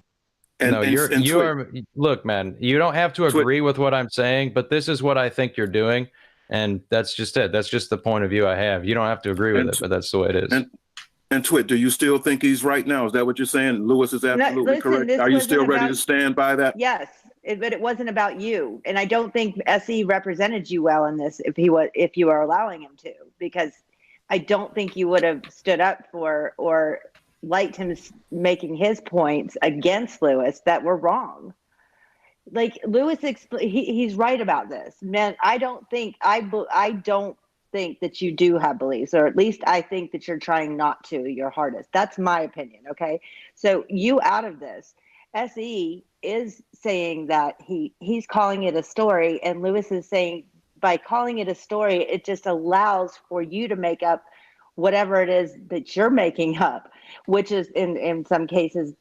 In SE's cases, he's making up that the round Earth hasn't been proven, or something to that extent. So that if he can say that it's just a story, then his story is just as valid as the globe Earth story or this planetary story, whatever we were talking about. But I never made a story. You see? You did make up a story. I don't have a story. Well, that was my double-double. Yeah, that was my double-double theory. Which some of you believe, by the way. Your story is that everything's all made up and we believe lies and we're sheep. Can I clarify? Can I clarify what I mean? Can I clarify what I mean? What's your side of the story, Montreal? Yeah, keep asking permission, My dude. side of the story. Right. This is what I say. I have no disrespect for scientists. I have no disrespect for the scientific theory. Right? Now, I understand how nebulas work. As you saw, I explained it to you before Q showed the thing. So I'm not making shit up. Okay? I understand how this stuff works. That's not my point. My point is you can't equate that with how the Earth formed. You can say it's a guess. That was not your point. I have an edge. Excuse me? It's their theory. It's not a theory. It's a theory. Understand that.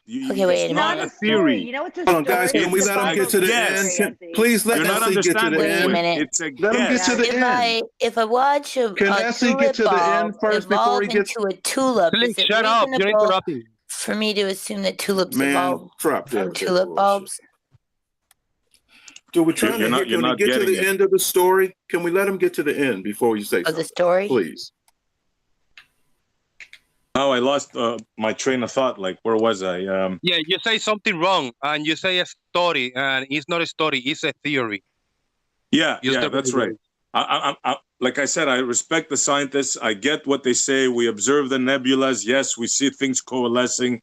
Yes, I understand that. But you cannot take that and then say, this is exactly how the Earth formed. Nobody say that. Nobody say this is exactly how the Earth works. It's the Yes, theory. this is what they're saying, Jose. With this bunch of data of the stars, the other bunch of data, compile them all together, and everything adds up. They say this is the theory. This is how we think it worked, because this plus this plus this equal the theory. You see what I mean? It's not a story. Right. If one set of data added up to another set of data and it gives a conclusion, then that's a really, really solid theory that you have to do. But it's still not a fact. It's still not a fact. Current explanation. Correct. But is it a fact? No, it's the best current It's a fucking fact. That's why you're wrong, Montreal. You're a straw man. This whole argument is a straw man because nobody says it's a fucking fact. Right. They say it's a scientific Keep saying theory. Yeah, How but many Jose, years have we been telling you this? Don't get triggered, man. This is how it's taught, bro. This is what I'm trying to tell you. This is how it's Bullshit. taught in school. Bullshit. They Bullshit. know that the Earth Consensus has would lava say in the no, center, because and there's more the people who are in here who understand this than don't. So consensus would say no, this isn't how people are taught. You're an anomaly in how people are taught, apparently. Esther, you ain't going to be able to get to the end of your statement if your life depends on it. They're not going to let you talk. They're just going to cut you off every time.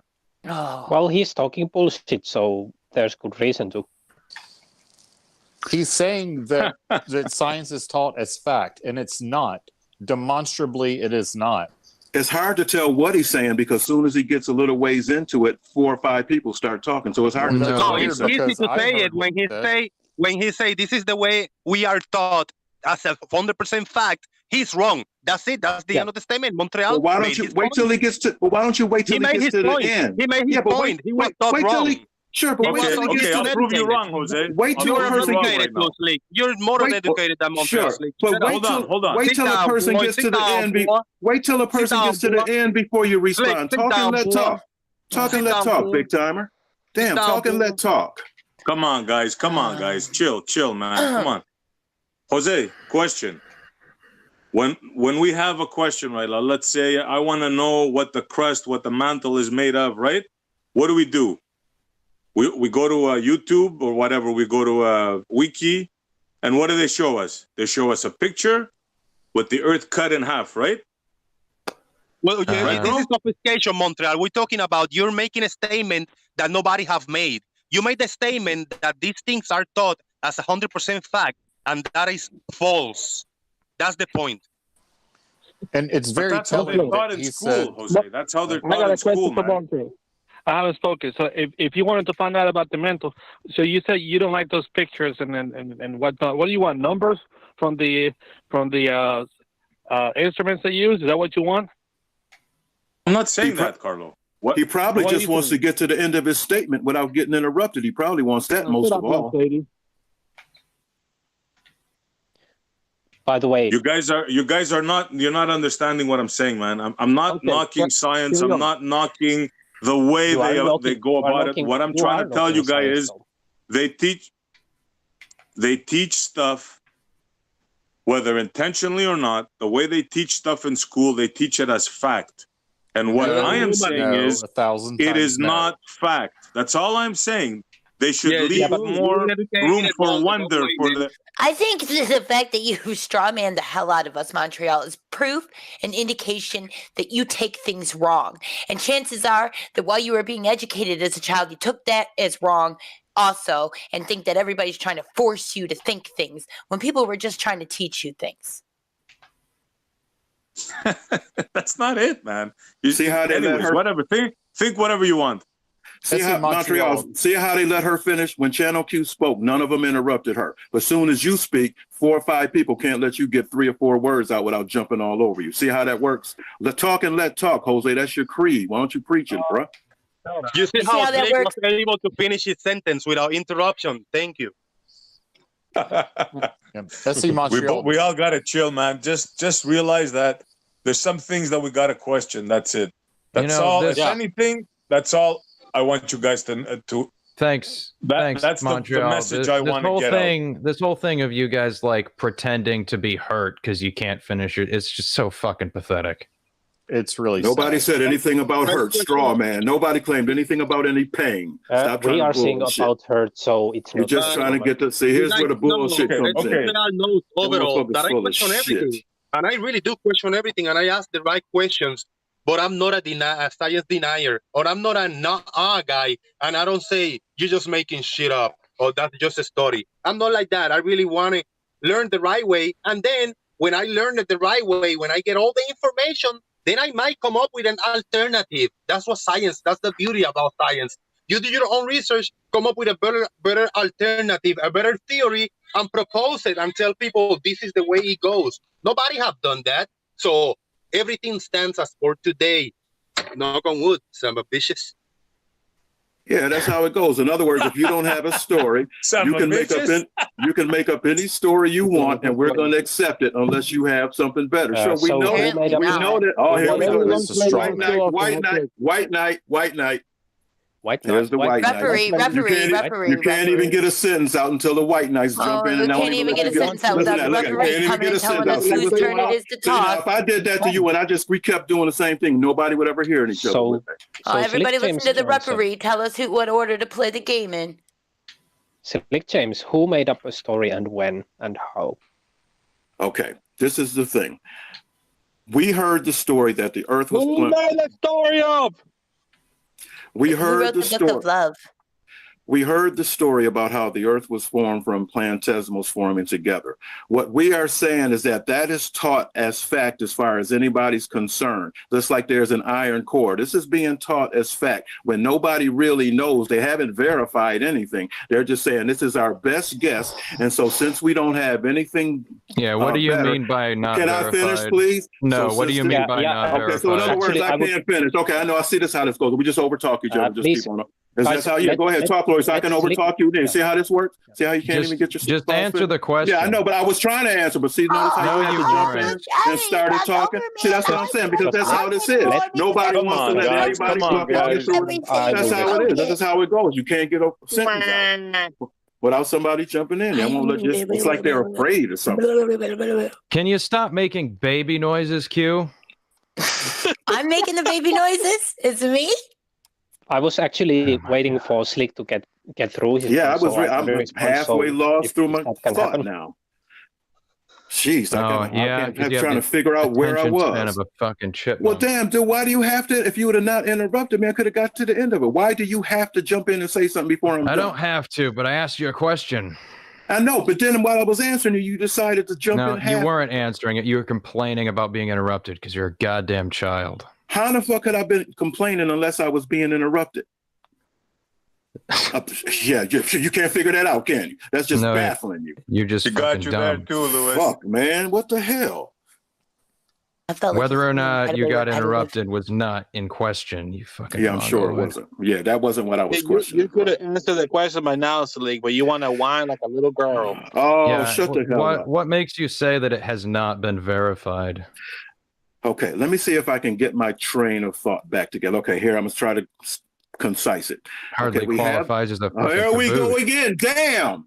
Now we have the story of planetesimals forming into Earth. We have the story that the Earth is a molten iron core. Now, nobody has ever seen the inside of the Earth, and nobody has ever seen planetesimals forming into the Earth. But yet this story is taught, and they're not saying, they're saying, whether you're saying that Do you this know is our what they best based guess or it on? not. Damn, dude. Do you know what I would they actually, based it on? I would But actually love to you just respond. told me a second ago you let me get to the end. Now my train of thought is lost I actually didn't say that. Do you know what they based their story on? Let me ask you this, Lord, is their story based on any facts? Yes.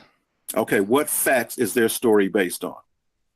They're reading electromagnetic waves that they send down with instruments, and then they also have sensors set up to detect the waves that earthquakes produce, and they're able to create images of that. Seismology. Okay, so have how have they verified that they are correct? They've made images using seismology. You can say that no, that's not verification, but you should be aware. You should be aware that they're not just making shit up out of thin air. That's not what I'm asking you. I just want you to answer the question. You mean like where water comes from? Here we go. White knight. It's not what you're at. Slick. Well, why don't you let me ask you? Oh, now I got to shut up so you can interrupt me, right? Yes, you do. You do need to shut up, and you were interrupting me. You were interrupting me.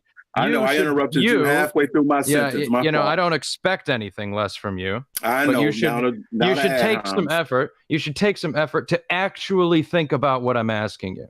Okay, go ahead.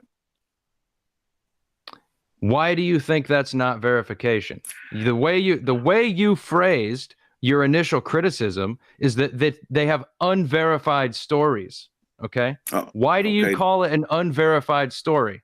Okay, first of all, I didn't say that. I'm asking you a question. Have they verified that there's have they checked? Yeah, you don't remember anything. See what I'm saying? See how I can't even get it out? I can't even get it out. Why can't you answer a question, dude? He won't even let me get 2 words out and shit. Now here comes another white man. Yeah, keep crying. See? Damn, now the question was, sure, they're saying that with their test that they've decided that there's a core of molten iron in the center of the earth. The only question I'm asking you is, have they verified that? And if so, how? Well, do you know what the theory is? You tell me. They're saying that there's a center core of molten iron. Okay. Right? Are you aware that the earth has a magnetic field? Dude, listen, just go ahead. Don't ask me questions. Just go ahead and give me the explanation. All right. The earth has a magnetic field. We can detect it, and we've measured it all over the earth. We also have earthquake sensors and we study those, seismology. You can look up that and get an idea of what is being taught there. And they'll be able to go into it in more detail than I can. But they will tell you why it is they think the earth is a sphere with a molten iron core. They'll tell you all of that, Slick. And it's not just a made-up story. You can go ahead and think that, well, they're just making up all this data. They're making up this really compelling story just to enslave my mind, and I'm not going to have any of that. You can choose to live that way if you like, Slick, but you shouldn't just sit there. Going into a story, you shouldn't just sit there and pretend that there is no reason that this story exists. The story does a great job. The story does a great job of explaining reality.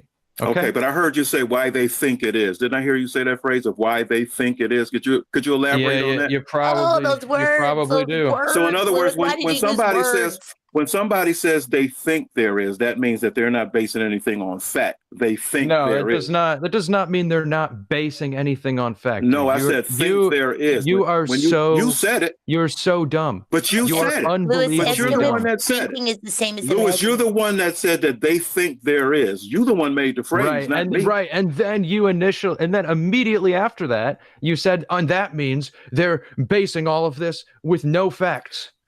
No, I'm asking you, when you say they think there is, does that mean that it's a fact? Does think there is and being a fact mean the same thing? No, it doesn't. It's the way you asked the question, which is why you answered it that way. White knight, Q. Listen, can you stop that? Who, me? Yes. Why should I stop it? He's screaming white knight over people. And it's freaking retarded. I agree. It's freaking retarded. And you coming in and making a whole bunch of other noise doesn't make it less retarded. Well, it's not intended to make it less retarded. Okay. Slick. But I will stop. I will. Thank you. Basically, just because something is a thought or an idea and not known to be a fact does not mean that it's not a fact. And no one is saying that because these are the best ideas we've come up with so far, we automatically assume they're facts. If you think that we're doing that, you're fucking wrong. And that's all there is to it. No problem. So what you're saying is they're not saying that it is a fact and they're not saying that it isn't, right? We're saying that all the evidence points to that. Just like, for example, you go to get an ultrasound to find out what gender the baby is going to be. They say it's going to be a boy. Well, how the heck do they know that? They haven't looked at the baby. But are they able to ever verify it? Are they able to ever verify it? Oh my God. Eventually.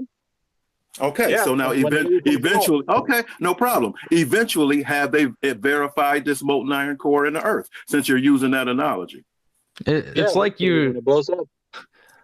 Look. How many inches is the human skin compared to the Earth? Is that an analogy, Carlos? So that's a bad comparison because of the magnitude and the scale. Shit, yeah. Look, and you can check your results. Think about this. Because we know what the behavior of the sound is going to be, the layers of tissue and water, then we can actually generate a picture from that and know what's under. Now, that by studying how the earthquakes and all these vibrations and all these frequencies interact with the different materials, whether it's the dirt or crystals or water or molten metal, then we can create a model and know what actually is down there. And can you check when it comes to the baby, can you check the results? Yeah. Yes. Okay, when it comes to the Earth, have you checked the results? Yeah. Yeah, okay. You can do. No look, further you don't question. have to. You don't have to wait until the baby is born to verify the results. You can go to a different doctor and get another sonogram done. The dude said that do you know how far down they dug in the Earth? 8 miles. Oh, that's all you got, buddy. Is that your name, Carlo? This is like, look, I don't see what is so baffling about this. The way you're carrying on it's just absurd. Science says it's showing you guys that you don't know what you're talking about. It is on absurd. Certain things. It's 100% absurd. It's 100% absurd. Science says this is the best explanation we have so far. Science doesn't say nothing. Yes, it does. Science says, with all of their theories, this is the best explanation we have so far. If you, Montreal, disagree with those theories, you can look up what they say and come up with the one that's better. All right? You're free to do that. No one's stopping you, but you haven't done that, and you won't because you're fucking dumb and you don't even know what they say in the first place. Stop it. Listen, Toolbox. I never said. No, I never said that. It goes for the same with literally every single one of you. It's fucking ridiculous. You will never understand like a little baby and you're crying now. And more about importantly, to school you even if on you the did, Earth. Even if you did understand it, I was about to school you on drilling, you little schmuck. But that's you just great, won't listen. Great. I have you cornered. Awesome. All right, are you finished? Tell me something about the drill hole that I'm talking about. No, I'm gonna continue ridiculing you. Oh, until you behave like an adult. You think that's ridicule? That is exactly it. Yeah.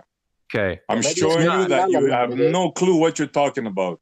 Okay. That's right. Say, I don't think Lewis looks particularly cornered from where I'm standing. Yeah, and I'm confused about John, how a drill let bit him talk. Wait, he's not cornered, right? Let him explain to me. No, shut. Don't white knight him. Montreal. Let the little schmuck who just insulted me. Let him show us his knowledge of the Earth and the Earth's crust.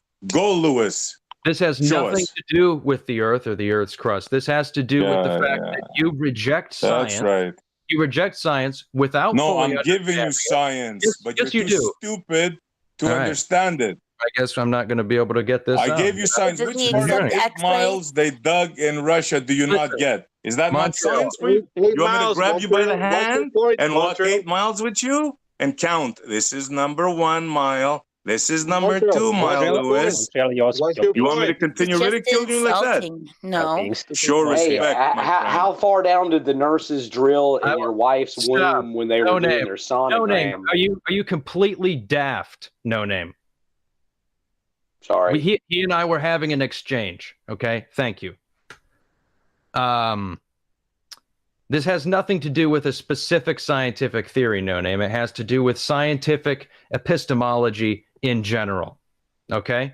If you disagree with science, you should have a reason that you disagree with it. Science does not claim to be 100% correct. It claims to be the best explanation so far because of the evidence that it has. So when you criticize... When we're talking about science in general. So when were we talking about science in general? We were talking about the Earth, how it was formed, and the crust. Painful to listen to. I know it really sucks to actually have to think logically about what you're hearing. Go ahead, you have the floor, sir. Yeah, I know. Thanks so much. What you should do when you criticize science is look at the claims that they've actually made, look at the evidence they're using to support those claims, and then determine if you think that evidence does support the claim, and if it doesn't, why? And I just challenged you on that. No, you didn't. You had a big mouth, and you had no clue of what you were talking about. I'll challenge you again. Explain to us. No. You see, you're going to keep talking, right? All you said was Lewis, choose your battles wisely. Come on, Lewis. Choose your battles wisely. Can I present my friend, some and with facts? whom you have them. All right. Hey, Lewis, I like how. Hey, Lewis, I like how when you tell people to jump, they jump. When you told No Name and when you told No Name and Channel Q to be quiet, they jumped. That was cool. I'm really impressed. All right, I'm going to appeal to the. Can I present some facts? Hang on, Q. I'm going to appeal to the fellow Globers in the room. I don't think this conversation is going to go anywhere. I do have more to say, but I feel like it's going to become repetitive. So, if you want me to finish what I have to say, then great. But I would not be offended if somebody else wanted to get in. Yeah, I want you to like talk Montreal. about what you. I just want to present something just really quickly. Talk about the drill hole, and I will not talk for 2 Yeah, it seems like Tell me how long Montreal is you want. not going to let anyone finish. I would just their like to fucking present point, something as fact. So it's not getting anywhere. Yeah, run away, Lewis. That will help Lewis also. It's good facts. Well, the scientific information about why we think the Earth has a molten iron core is not based on how far we've drilled down. That's a reason that you're coming up with to reject the idea that the Earth has a molten iron core, because you think, well, if we haven't seen it, then the evidence isn't good enough. Okay? And that's a position. Incorrect. You didn't let me finish. Oh, it's not a position you hold. Okay, so why do you think it's a legitimate argument against the current scientific evidence that the Earth does have a molten iron core? Why do you think bringing up how far we've drilled is a relevant argument? See, had you let me finish instead of insulting me back then, I would have told you this. I would have told you that they dug 8 Mile down, which you had no clue. Oh, I didn't? What? Yeah. I totally do didn't. Do you have any idea of this? Really wrapping up towards telling me why this is relevant. Okay, I'll give you the floor. Explain to us what happened in the drill site. Give us like a little rundown. Don't. What happened when the Russians dug down there? I don't know, Montreal. I'm waiting for you to tell me. I know you don't know. That's why I'm trying to ridicule you, because you have no clue what you're talking about, yet you're still talking. You're clueless. You have no idea how to criticize. Why would you choose to ridicule him rather than explain how drilling 8 miles is relevant? I will, but I just wanted to ridicule him a little bit more and show everybody that he has no clue what he's talking about. Just so you're aware. Wait. He said he was going to explain why it's relevant. They could hear people screaming in hell. That's why they stopped. Just so you're aware, Montreal, before you continue. That's one of the things they say. Carlos is not relevant. I'm going to present now. Fuck all yous. Can I just say, Montreal, before you continue, you're irrelevant. Look what this says. This is instead of using CT scans and X-rays to see the center of the Earth, researchers use waves emitted by earthquakes to get a sense of the planet's innards. Just like in X-ray, seismic waves bounce around, changing direction and speed based on the material they pass through. If researchers can gauge how quickly a wave moves from one tracking station to another, they can get a pretty good sense of what the ground that wave is traveling through looks like. These tests are what allowed scientists to see that the core of the Earth is broken into 3 layers. They've seen it. They see it. You see that? Get it? Well, I just want to know how that's It's relevant. been seen. I rest my case. SE, can you elaborate on how that's relevant to what we know about the Earth? The 8 miles? Sure. They dug down 8 miles. Very briefly, Montreal. They were wrong, and I stress that word wrong. Montreal. They weren't mistaken. They weren't. They didn't get an idea. They were wrong on a lot of things, and I'll just name you one thing. Okay. They were off. They were off by 100 degrees Celsius on the temperature they predicted would be at 8 miles. Right. That's 100 I'm sorry. I'm going to have to stop you there. At 8 miles. I'm going to have to stop you there. I'm going to have to stop you there. Stop me wherever the hell you want, my friend. What I tell you is facts. You can look it up. Listen to me. Listen, if you can. You've got 2 ears and 1 mouth. I am a former drilling fluid engineer, right? Do you know what that is? Yeah. So you know I'm right in what I said, right? Do you know what that is? Listen, I could give a flying shit what you are and what you did. Yeah. So I used to. Did you hear what I said? I used to drill holes. Did you hear what I said about the 8 miles? I know all about it. I could give a shit what you know. Did you hear what I said about the 8 miles? I don't understand how being off by 100 degrees Celsius at 8 miles. It used to be my job. You see how he started talking to me? Hey, open your ears and your mouth. Don't talk to me like that, my friend. 100 degrees Celsius difference from what they expected is fuck all. Fuck all. Fuck all? Yeah, really? Yes. At 100 miles, when was this drilling Try done? 4,000 miles, my friend. Absolutely. More than fuck all. No, if you've never drilled in a place you're just opening your mouth and saying words. Well, if we'd be allowed to, that'd be fantastic. They could have been, 250, 300 degrees Celsius off, and that still wouldn't have changed what they saw. They could have been 3,000, and your ass would have believed it, my friend. That's how dumb you are. It's not going to change what they saw in their imaging, which is I the like thing how they always bring up their expertise. That you should be trying to debunk if you don't think that the Earth has a molten iron core. Listen, dude, I'm telling you, you're full of shit.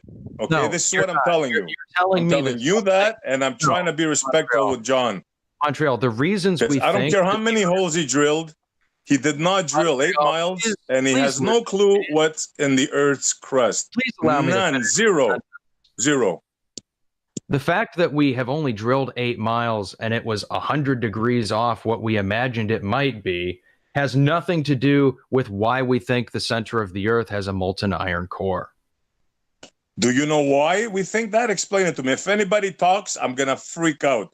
Don't say a word. Well, why do they think that? You just read a short snippet explaining why. So re-explain it to us.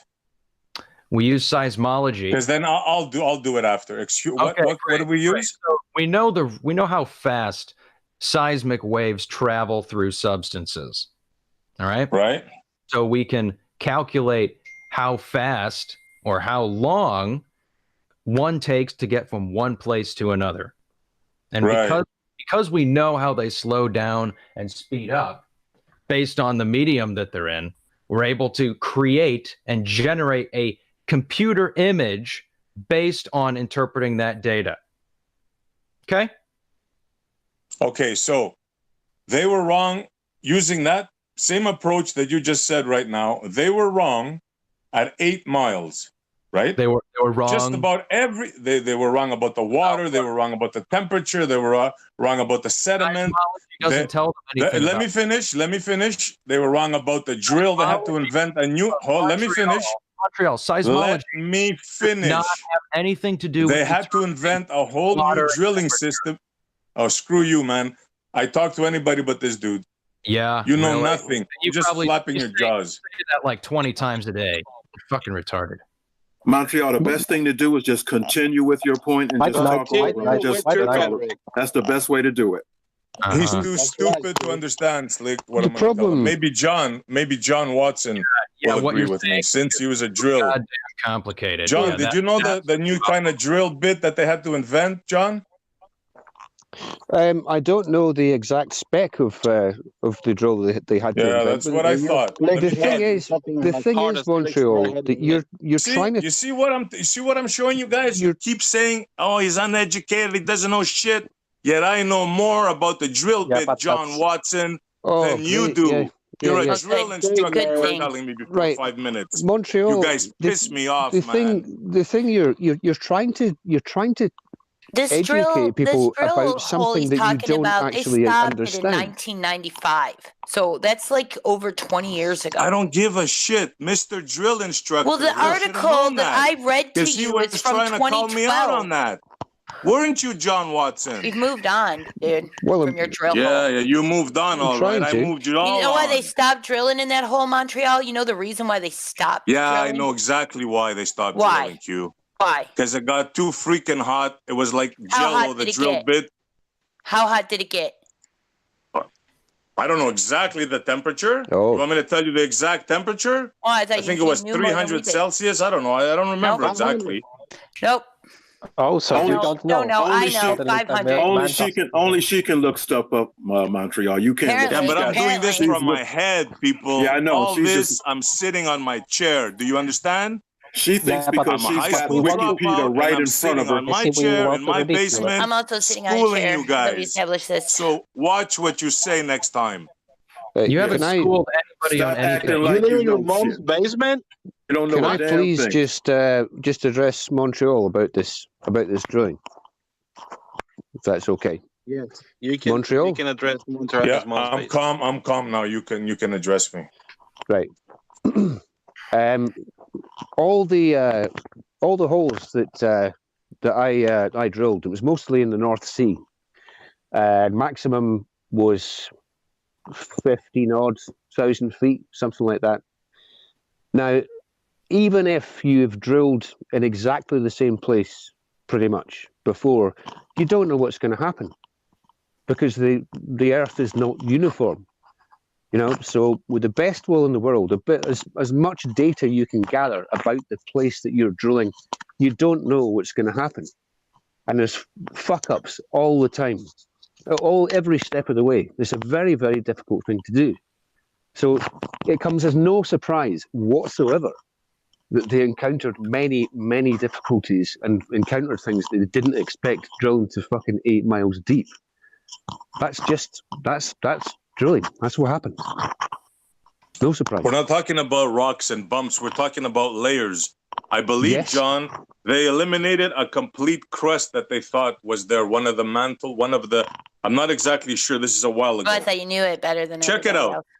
Check out what I'm telling you, John, and you're going to see. You want us to much more than you think. The Earth's crust is 20 miles deep, at least. Read up on it, John. Maybe you should. Do yourself a favor and read up on it, the results of this hole. Okay? You're going to be shocked. I'm going by memory now. No, I won't. You should probably... Of course not. You know everything. Of course you won't be shocked. Oh, it's only my job. Fuck me. Fucking, You're some piece of fucking work. You try to tell me about this. Yeah, you're I'm trying to tell you, you have no shit what you're talking about at 8 miles. You're a Yes, fucking I'm telling you, Jon Watson. drilling scientist. The drill, yeah, I couldn't give a shit if you were knobhead. born on a drill. If you spend your whole life, if you ate your lunch, supper, and dinner on the drill, you're fucking wrong. You got that? Wow. Oh, Jesus Christ. On this issue, Jon Watson, you are wrong. Can I pretend? You're fucking armchair simple as astronomer. You're fucking that, dude. an armchair drilling fucking engineer. Well, is there anything that you don't know about? No, he's not an engineer. He's a drilling sergeant. Oh, right, yeah. Dude, Drill Sergeant John is wrong about this. Yes. Drill sergeant. John, when somebody hands you your ass, John, don't talking about my ass. Like it's getting the best thing old. for you to do is take it and see if you can get somebody to reattach it for you. Don't just stand there and keep talking. You lost your ass. Go see if somebody will put it back on for you. White knight. I'm trying to help the man get his ass reattached. Mine. Montreal don't need a and white let me knight. tell He's him one kicking more y'all thing and ass. embarrass him some more, Slick. If let me tell you, Jon why are you Watson, doing this, expert driller all your life. The Russians, the drill bit wasn't working, so they had to come up with this ingenious method of drilling. They used forced pressurized mud to make the drill spin. Expert, and check it out now. They're using it in deep sea drilling. You are such a dick. Okay, ass. That was my. That's what you call get your ass handed to you. That was my job, Montreal. Oh. That was my job. You know, Well, yeah, obviously you didn't know well enough. The fluid that rotates the drill bit, that is old.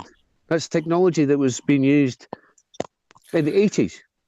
Can you dig Read down? up. Every word I just told you is 100% correct, Jon Watson. You do. 100% correct. You're only impressing yourself, dude. It's like you think that if you have some facts memorized, it makes you right about everything you say. You're just fucking wrong. Straw man.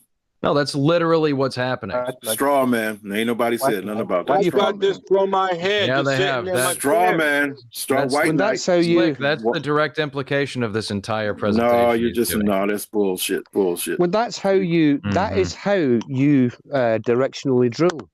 You pump drilling fluid through a rotor and cause the drill bit to turn instead of actually manually rotating the whole drill string.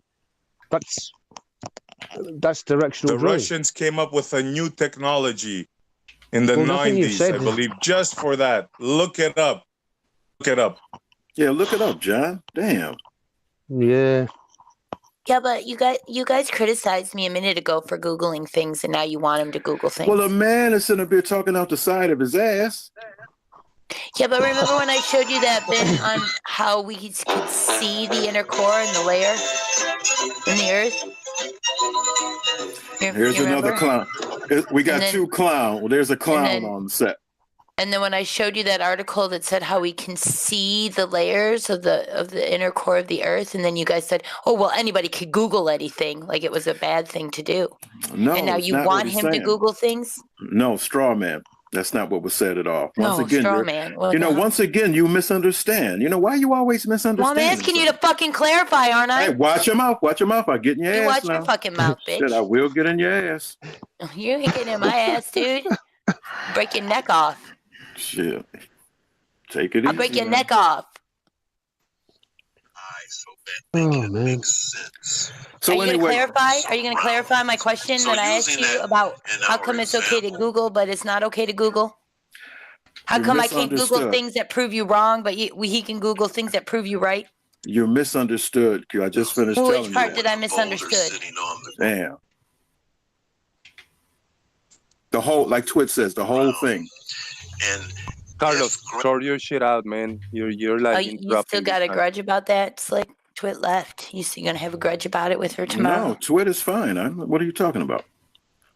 I was just using Twit's words. Seemed like you were a little bit salty there. Okay, well, if you're trying to create Digging up the something, go ahead. past and shit, you're digging up the Yeah. past. So are you trying to create something? Talking so shit that- about people who ain't here. Okay, so that's what you're trying to do. You're trying to turn me against her like I am against you, right? I didn't say I'd bring her up. That's I what didn't it bring sounds her like up. you're trying You to brought do. her up. I didn't bring That's her up. what it sounds like you're trying to do. Yeah, see, you No, you brought her up about some salty shit. That's why somebody always getting in your ass because you're trying to start some Nobody shit. in my ass, dude. Shut up, dude. Stop talking about everybody's ass. You're such a fucking loser. Yeah. Well, I ain't talking about yours. Oh, hell no. You just did. No, not yours. No, please. I ain't fucking with that. I don't not fuck with no expired tuna. Shit, Can we just remove him from the earth? Oh, man. Can he be like You could just rooted ignore from him, the Q. earth? Yeah, really. Well, who else can I talk to? Why don't you listen to Lewis? Because Lewis, hey man, I like how when you tell them to shut up and sit down and they jump. I was like, damn, Lewis got some power. Lewis told No Name and Q to shut the fuck up, and they was like, zip. It's not power, it's respect. Q, Lewis, you're a bad son of a bitch. Lewis would do the same for me. That Check means it out, literally nothing coming from you, Slick. Look at all this. I understand. I'm just giving you some props, though. Because I ain't never, I'm not supposed to Google. I ain't never seen somebody make them jump like that before. Don't Google this you stuff, speak, guys. them All right, guys. jump. It has been fun, but I'm gonna run out of here. I mean, Shunji hasn't been live in a few days. I'm just gonna go and troll in the chat a little bit over there. So it's gonna be a low down and mellow. Probably gonna be talking about the same thing with Travis or whatever. But it's all right. I had enough for today. Thank you very much, everybody, for being here. I appreciate it. Take it easy, man. Solid. Read it right on, easy. This we just Hey, thanks for this, man.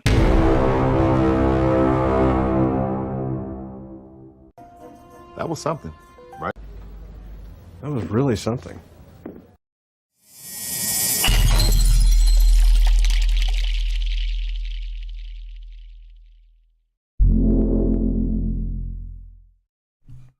And we have made it to the end of these festivities. Thank you all for watching. If you didn't watch the whole thing all the way, you gotta go back, man, and watch this because it was a really classic one. All over the place, man. It was a special kind of a shit show. Don't forget to share the show, guys. Share the channel so we get more traffic coming on over here. I will try to go live later today. I didn't do a live show because I was kind of busy, so I was hanging out only in the chat box. But I might kick off a live show later to see if we get any fun characters in the Discord live over there in the Daily Boom. Check on the description box. Check on the description box for links on how to support. I really need you guys' support, so hit me up on PayPal if you got a little bit of something. And come back later. Don't forget to stay safe out there. Take care of yourself and each other. And I only have one question to ask. Is there any evidence for the Earth not being a spherical rotating globe?